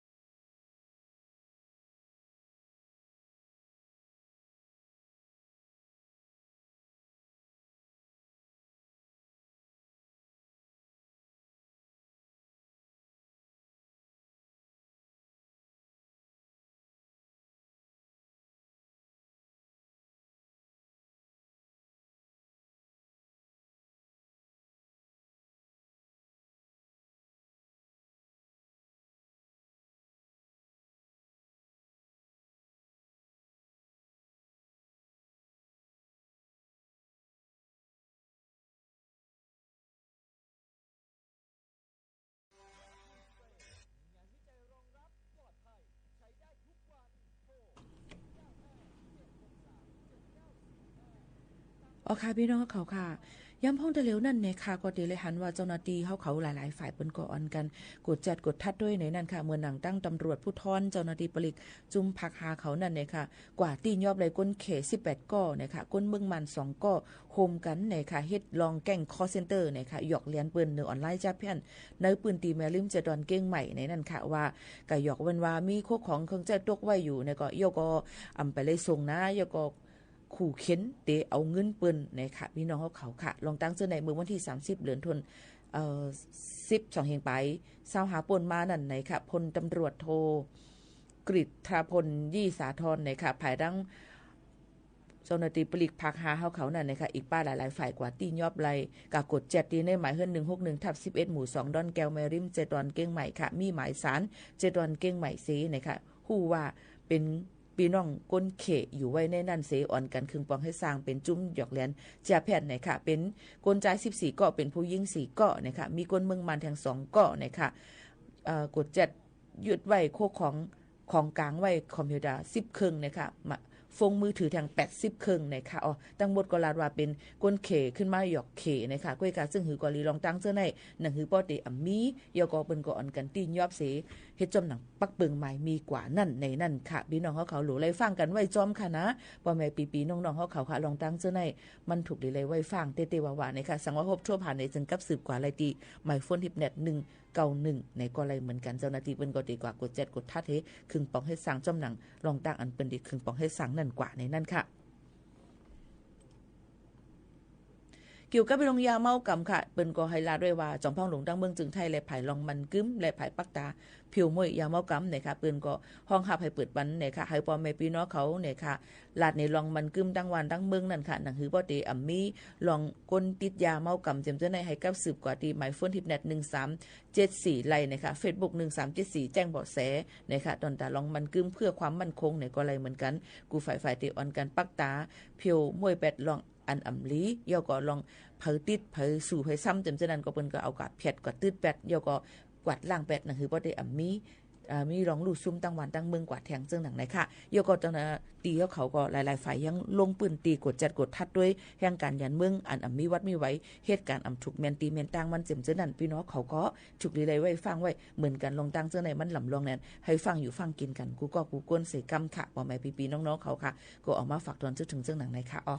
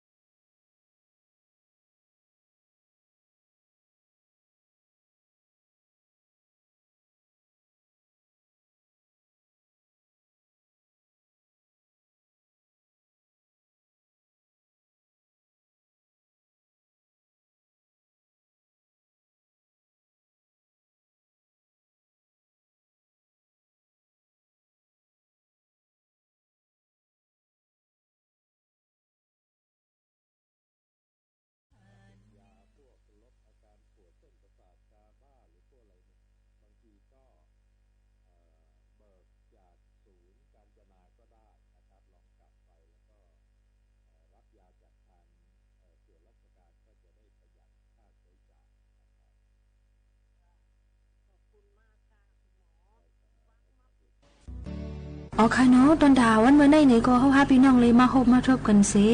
ยังแต่มีลองตั้งหูนำตั้งหันกวางเกี่ยวกับเอาค่ะกำเนิดเฮาค่ะมาถ่อมด้วยเกี่ยวกับลองปื้นหูตั้งหันเกี่ยวว่าจือมันว่าโตซ่าในนั่นค่ะโตซ่าแน่จางเอาหยันตั้งหูเฮานั่นจมหายแปดอยู่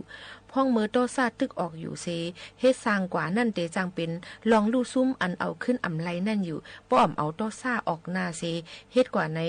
ปืนทางไห้นั่นก็ที่อ่ำจังเป็นม้าหนังเก่าค่ะโตซ่าอันว่าในปุนตาป้ายอยู่หลีนั่นก็อ่ำปันพ่อนดีสังก้นก็อันโตซ่าใหญ่นั่นเหมือนสัตว์เหม็นขึ้นเหม็นแค้วนั่นเย้าค่ะก้นตั้งน้ำนั่นเตอ่ำเข้าจำมันเปิ้นเตแวไก่มันอยู่เย้าก้นโตซ่าใหญ่ในใกล้ๆเป็นหูไข่ผักเลี้ยวแลเลือดเหลือปอโตซ่าออกไหนหน้าตาเฮาเลี้ยงมาในจึงเลือดหมักโหเจอเฮาโพดเสแลทางออกกว่าแห้งจอมเอ็นเลือดเฮาอยู่เย้าค่ะเอ็นเลือดอ่อนเฮามังเส้นนั่นเลขเส้นคนโหลูกกวนเมื่อออกโตซ่าเสนาตาเลี้ยงมานั่นเอ็นเลือดอ่อนเฮาแตกแล้วกว่าจึงหนังหลอดน้ำแตกย้อนแห้งน้ำนั่นอยู่เย้าค่ะโปโตซ่าออก1ปอกเอ็นเลือดอ่อนเฮาเจ้านั่นแตกกว่าตั้งน้ำติ๊กแลกวนโตซ่าใหญ่ในกำปะนำเป็นตายผักกว่าอยู่เย้าค่ะโตซ่าอ่ำออนลีจ้างเอาขี้เสือห่างในแลก้นอันออกโตซ่านั่นเหมือนหนังยิบฐานไฟเลี้ยงสีเหมือนหนังยิบฐานไฟเลียงซีซึ่งเสือเปิ้นเย้าไม่1มันเตหลุดไม่อ่อนตั้งไม่2ซ้ำเตไม่ป้าเปิ้นเย้าค่ะก้นออกโตซ่าในเหมือนหนังยิบคีเซซึ่งเสือเปิ้นเย้าไม่1มันเตเมียนอ่อนตั้งไม่2เตเมียนป้าเปิ้นอันทิ้งปันกาอย่าไปกว่าพาเปิ้นตำเปิ้นอย่าไปตกหวยนั่นเป็นเบรกมันหนังนั้นเย้าค่ะอันทิ้งปันใจต่อซ่าเฮาอย่าเปกว่าตุ้มเตอร์พิษแผกเปิ้นนั่นซ้ำเป็นสติในค่ะก้าหนึ่งลำในป้อว่าเบรกมันป่องกอเปียดนาเตเป็นมาจอมกำเหลียวคนเฮาก็ป้อปริกสติเฮาป่องกอเตเป็นปัญหาเปียดนามาอยู่อ่ำห้างค่ะกุ้ยกามังปอกมังไหลซื้อเฮาอย่าก้างไหลสิใกล้จังออกโตซ่ามาอยู่เพราะว่าออกเจอลำโตซ่ามาถึงปอใครให้มาถึงเฮาคาใครให้เอาลอกไล่ตีเหมือนหนังเฮาคาตีหมอกในปันยาเจอด้วยเนี่ยค่ะเพราะว่าเป็นเจอโตซ่ามาถึงออกผัดยานตีนันเพิ่เสีกว่าไว้พระตาพ่นว่าพระเป็นเจ้าในมีหลวงเจอโตซ่าเหมือนหนังในไรเจอเจ้าเก่าก็ตีกัดเย็นลีมาอยู่สุย้อนว่าทัดกัดเย็นตรานั่นฮอดมาได้เจอเก่าขาสีกัมนี่ตะกว่าหากว่าจู้ก็อันปันไรตั้งไข่เจอลีตีเจ้าเก่านั่นสิพออยู่เศร้าในเกกังก็หมอปันตั้งไข่เจอลีจึงจังป่นหลอดเลยตั้งตุกเจอสุกเจอจังหลอดเพกว่าอยู่เย้าค่ะกว่าตีเสกว่าเล่นตั้งเรียนเอ็นแห้งเสอันนั้นก็กว่าให้ตึงเล่นดุริยาเขาว่าอย่างเจมเจอในห้องเพียงความลอกไล่ในตีเฮ็ดให้โตซ่านั่นลดยอมลงมากว่าอาบน้ำเปียดอิ่มสุกล่างเปียดอันหวยอันหังตั้งเสียงหน้าในใจเฮาก็เต็มเมามาเต็มลมเจอมาลูอันปับลิกอันบนเมนำเจออันทิ้งโตซ่าแหละไลมีพรลีกว่าข้าวหึงจังหนังจึงเขาที่นั้นที่ในว่าลีกอันเต็มไว้ลองนำเจอกว้างเจออันปันลองป่องเจอเนื้อเปิ้นเจมเจอในมันก็ตีโตซ่าก็ตีหลุดยอมมาอยู่ในนั่นค่ะพองตึกออกโตซ่าอยู่นั่นปิกสมวาตีไลเตียบตัดสีลองในเสตาอย่าครึ่งก้างเตียบตัดกำเหลวไปเทียงอิดอ่อนหนึ่งก่อนจังเตก้อยเตียบตัดป้อปันข้าวย่ำไหลหนังนันเสจังเตียบตัดจึงสู่เตไลตั้งจมซื้ออยู่อ่ำห้างกว่าเจอแถมปัดเพียวนาการตำตีห้องหอก้นเท่าอ่ำนันตีลูกอ่อนผ่านปอผ่านแม่กะรู้ล้อมด้วยถึงก้นอันเป็นกินนาตีห้องยาป้อนันจึงสุก็ได้พูดถึงว่าสุกรรมลีตานหือเย้าในค่ะเพราะเป็นจังนั้นกวนเจ้าเก่าจังได้ขึ้นศึกเป็นก้นกว่าเมื่อนาไลพ้องเมื่อก้นมังก็เป็นกินอยู่เสจำเตตายอยู่นั่นพ้องเมื่อก้นมังก็เป็นตั้งเป็นเสเตไลเข้าห้องผ่าตัดอยู่นั่นเจ้าเก่าซ้ำอ่ำเป็นหนังเขาเสอยู่ลีอยู่นั่นหลูเลยจมซื้อเตวาวายเย้าในนั่นค่ะเยอะก็อย่าไปลืมค่ะนะป้อว่าเฮาคามีลงตั้งมูลเสื้อใจอยู่จึงเตอำลาลีออกโตซ่าไลป้อออกโตซ่าจึงหูป่องว่าใจเฮานั่นเติมมองไว้ตั้งกินเจอสิปึงไว้อยู่ในนั่นค่ะป้อเป็นนั้นจึงหลูเลยกว่าหาอยู่จอมสภาวะเสลือเจออำนั้นกว่าอยู่จอมไตห่มเงาพระเป็นเจ้าโจแก้ป้อโตซ่าออกจึงรับตาอ่อน หย่อนตูหย่อนเจอเสถวยเจอเฮามันเพียนหมันเสเอาเจอจับไว้ตีร่วมเข้าร่วมออกเสอ่านจ้อมเข้าออก1 2 3ให้ไหนเห็นมันก็เตลดย่อมลองตั้งกัดเย็นมากก็เตนำตื้อมาเทียงลูกก่อนว่าเจิ้งหนังไหนค่ะฝากไว้ปันพี่น้องเขาเจิ้งหนังไหนค่ะอ้อ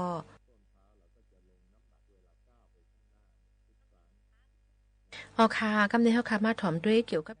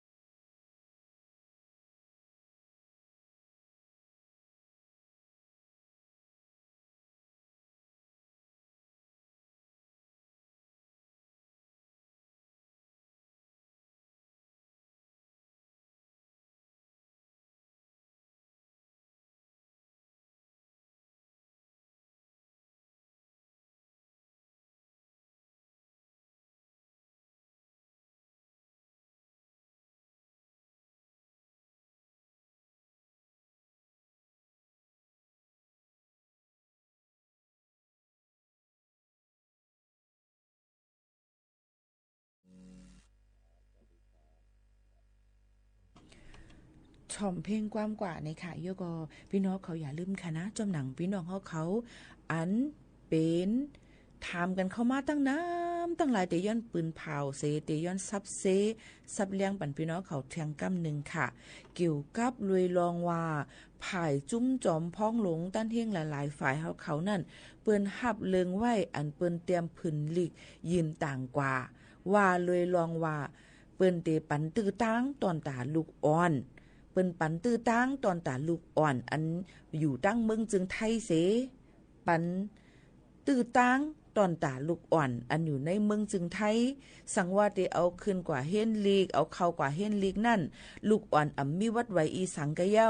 ลูกอ่อนเป็นก้นก้อนเร็วตัวเร็วอันมาเฮนลีกก็เย้าลูกอ่อนอันกว่ามาจอมแหลนลีนกว่าให้มาเฮนลีกนั่นก็เย้าส่วนมีอองตีหรือเฮอโจข้าวก็เย้าลูกอ่อนอันเป็นลูกหลานแห่งการยันเมืองก็เย้าเนื้อหาจุ่มนั่นอันมีวัดไว้อีสังนั่นเพราะว่ากะเข้าผักตีห้องเฮียนไหนซึ้งเปิ้นก็ติปันเฮาเลยเฮียนลีกตั้งเมืองจึงไทยจอมหนังปักปึงผ่ายการเฮียนการสอนป้ายปิงหยาตั้งเมืองจึงไทยไรเย่าก็เปิ้นเพิ่มเติมปันว่าเฮามีตื้อตั้งตอนตาเด็กอยู่ลีกินหวานฮะผ่ายป้ายอยู่ลีลูกอ่อนเจมจะไหนเปิ้นก็ติคึงปองให้สร้างกว่าเปิ้นได้เก็บหอมตอมจู้ในค่ะห่างเฮียนกันไว้สิเปิ้นก็ติตึงลาดกว่าเที่ยงเปิ้นได้มีเปลี่ยนไปหลากหลายจึงหือเปิ้นก็ติกับสืบจอมผ่ายกระทรวงมหาดไทยในนั้นค่ะตอนตาเด็กปันไม้กับตูไม้กับตูอันว่าในเตเป็นเลข G5 ซึ่งหือ5เนี่ยมันก็เตเป็นเปิ้นแทงกำ1มันก็ป่องเจอลูกอ่อนค่ะในอาซักเศร้าสวงแล้วค่ะออคาเตเฮถือลูกอ่อนอันวานั่นเปิ้น14ลงไตอันไปถึง15เปิ้นห้องว่าลูกอ่อนค่ะพี่น้องเขาอย่าไปกวังอย่าไปว่นว่าลูกหลานเฮาในลูกอ่อนเฮาลูกอ่อนเฮาที่ใจขอความใจไผเป็นตั้งการมันมีค่ะพี่น้องเขาความไทยว่าเด็กในนั่นค่ะพี่น้องเขาค่ะอาซากถึง15เปิ้นห้องว่าเด็กอันเตเกิดต่อถึงอันถึง15ลงไตเนี่ยเปิ้นห้องว่าเด็กนั้นก็ลูกอ่อนค่ะพี่น้องเขากำไรอาซาก15ขึ้นเนื้อต่อถึง18เปิ้นห้องว่าเป็นพ้องหนุ่มฮัดไฮวัยรุ่นเยาวชนเป็นเยาวชนค่ะเนาะพี่น้องเขาค่ะซึ่งหนังนั้นค่ะต้องใจค่ะ15ขึ้นเนื้อ18ถึง25เปิ้นห้องเยาวชนสหาขึ้นเหนือบนห้อง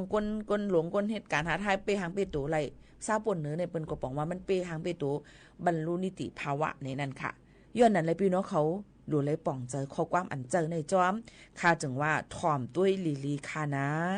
มันก็ว่าลูกล่างเขาค่ะในมาเฮียนลีกไว้จมมโหค่ะหลวนค่ะในติให้ถือบ่ว่าไรเขาเฮียนอยู่นั่นเปิ้นตื้นปั่นอยู่เย้าบางห้องเฮียนเปิ้นตื้นหับลูกอ่อนเขาเฮียนอยู่เย้าค่ะบางห้องเฮียนเปิ้นก็หับเขาเฮียนมันอยู่ที่ปักเปิงห้องเฮียนหลายห้องเฮียนนั่นสังเกตว่าพี่น้องเขาลูกหลานพี่น้องเขานั้นมันขึ้นเฮียนไว้อยู่เย้าเนี่ยมันมีหมายกับตัวเลขจี้ไว้อยู่เย้าค่ะก็สืบขึงปองให้สร้างปันเฮียนกว่าเพราะว่าเปิ้นมีลองเปลี่ยนไปแลกลายจึงหือในตีห้องเฮียน5เปิ้นได้ขึ้นปืนเผามาปั่นปอมแม่พี่น้องเขาแทงกำ1ซึ่งนั้นค่ะเนาะมันก็ถามว่าเปิ้นดิปันไม้หังอาคาดิไรกะยินดิไรอำโดกะยินดิไรเพราะว่าลูกล่างสูอยู่ในเมืองจึงไทยเสกว่าเปิ้นขึ้นเฮียนอยู่นั่นเนี่ยมันตื่นแต่มีเลขจี้หมายกับตัวไว้มันตื่นแต่มีเลขจี้หมายกับตัวไว้อยู่กวยการลองตั้งว่าได้เปลี่ยนไปหลากหลายกว่าจึงหือในอยู่ดีก้นอันเปิ้นเฮ็ดกันจอมพ้องอันผู้แตนต่างเฮาค่ะนั่นได้เปลี่ยนไปหลากหลายปันเฮาค่ะจึงหือแทงกำ1ค่ะย้อนนั้นแค่ให้พี่น้องเขาป่องเจอเสกำในนั่นค่ะเนาะมันก็ว่าล้วนค่ะในอาซักไร22เปิ้นห้องลูกอ่อนเนาะค่ะนะย้อนเบอร์นั้น1หลูเลยฮู้ว่าลูกอ่อนในเปิ้นใจอาซักต่อถึงกะหือ2อันลัดในเปิ้นว่าเปิ้นเตรียมผืนลิดยินต่างและเปิ้นห้องฮับไว้เย้าตอนตาตีแกลิดปัญหาก้นอันเจนั้นลาดกว่าเต็มทนดีหนาเย้าค่ะย้อนนั้นพี่น้องเขาถ่อมลีมันก็ปองใจมันก็ฮู้เลยสิเฮาก็มีใจเราไรเราเปิ้นเฮ็ดนั้นเปิ้นเฮ็ดในมันสุกสักนั่นค่ะนะย้อนนั้นแหละเฮามาลาดปันพี่น้องเขาในเอาเงาหักศักดิ์ศรีหลักฐานย้อนเพื่อว่าเฮาค่าเหตุการณ์ภายในภาพการคุณค่ะจะว่าเอาการส่วนตัวให้มากใครเลยสีเลยเสียงให้มาลาดค่ะเนาะบ่มีเงาหักศักดิ์ศรีหลักฐานอ้างอิงมาลาดปันพี่น้องเขาค่ะเยี่ยวก็บ่มาลาดเดียวเนี่ยจึงพี่น้องเขาก็หลุดถ่อมหลุดทัดด้วยว่ามันขอความมันละจึงมันแบกเบิ่งกันนะถ่อมตุ้ยถ่อมลีอ่านลีเนาะก็เบอร์นั้นพี่น้องเขาอย่าไปกวังในนั่นค่ะซ้ำแทงรอง1ถามมาว่าอันจะเจออันมาอยู่เมืองไทยหึงนานนั่นเปิ้นปั่นตื้อตั้งให้กว่ายืนย้อนสถานะต่างดาวถาวรจะเจออันเข้ามาอ่อนตั้งปี2เฮงปากใบ42จอมปึงมติครมวันที่29เดือนธันวาคม12เฮงปลาย24ปนมานั่นลานจะไหนเพราะเป็นกลุ่มชาติพันธุ์อื่นๆกลุ่มอื่นๆจำจะไหนมันก็ได้ยินอำไรซึ่งหือกอลีหลูเลยหางเฮียนไว้วัดไว้เฮาค่ะเอกสารทร38ขอหลูเลยด้วยแบบ89ทะเบียนประวัติเฮาค่ะจังมันเหมือนกันหือเพราะเหมือนกันเดี๋ยวเลยกะแกลีตีลุ่มใจเว้งอันเฮาค่ะอันเปิ้นออกปันวัดไว้เฮาค่ะอันเฮาค่ะกะเฮ็ดดีนั่นซึ่งไหนค่ะเอาหลักฐานกูอันเนี่ย กว่าในบรรเจ้าหน้าที่ว่าเฮาค่ะมีลองตั้งจื้อหือจ่องยืนไล่เจ้าหนังไหนค่ะเนาะอ๋อค่ะเดี๋ยวก็กำในเพราะว่าจะเจออันมีอูอำนั้นก็แม่มีไว้วัดไว้ทะเบียนประวัติถูกต้องมีไว้10 ปี089ถูกแม่นจอมเปิงมติครม.เมื่อวันที่29เดือน10 ปีปนมานั่นในซึ่งลูกอ่อนเกิดเมืองไทยลูกอ่อนจะเจออันเป็นลูก089เนี่ยเกิดเมืองจึงไทยมีไว้เกิดกว่ายืนย้อนสัญชาติไทยเลยค่ะพี่น้องเขาก็ปอก็ไม่ก่อนอันให้ยืนย้อนต่อบ่ถึงอ่อนตั้งวันที่29เดือน6 2เฮงปลาย26ปีเตมาอยู่ตั้งกรุงเทพมหานครกว่าที่สำนักงานเขตแขวงเจ้านั้นค่ะอยู่ตั้งเจดอนนครอยู่ในก็กว่าที่เปิดออกบรรวัดไว้เฮาค่ะที่นั่นค่ะพี่น้องของเขาอันนี้สั่งว่าอำเจียงเรื่องนี้ต้องถามกันเขามาอะไรค่ะนะพี่น้องเขาค่ะก็ไม่อย่าไปกับคนเข้าแล้วกันตั้งวัดต่างวัดแห่งการยันเมืองวัดแห่งการยันเมืองก็เป็นแห่งอันนึงอันนี้เป็นวัดก้นกันเป็นเขียวขับแรงวัดปืนตีสูงวัดโห6วัดอีหยังวัดโห089จังไหนค่ะนะอย่าไปคนเข้าล้อกันค่ะเอามาฝากตอนทุกถึงพ่อแม่พี่น้องๆเขาจังหนังไหนค่ะ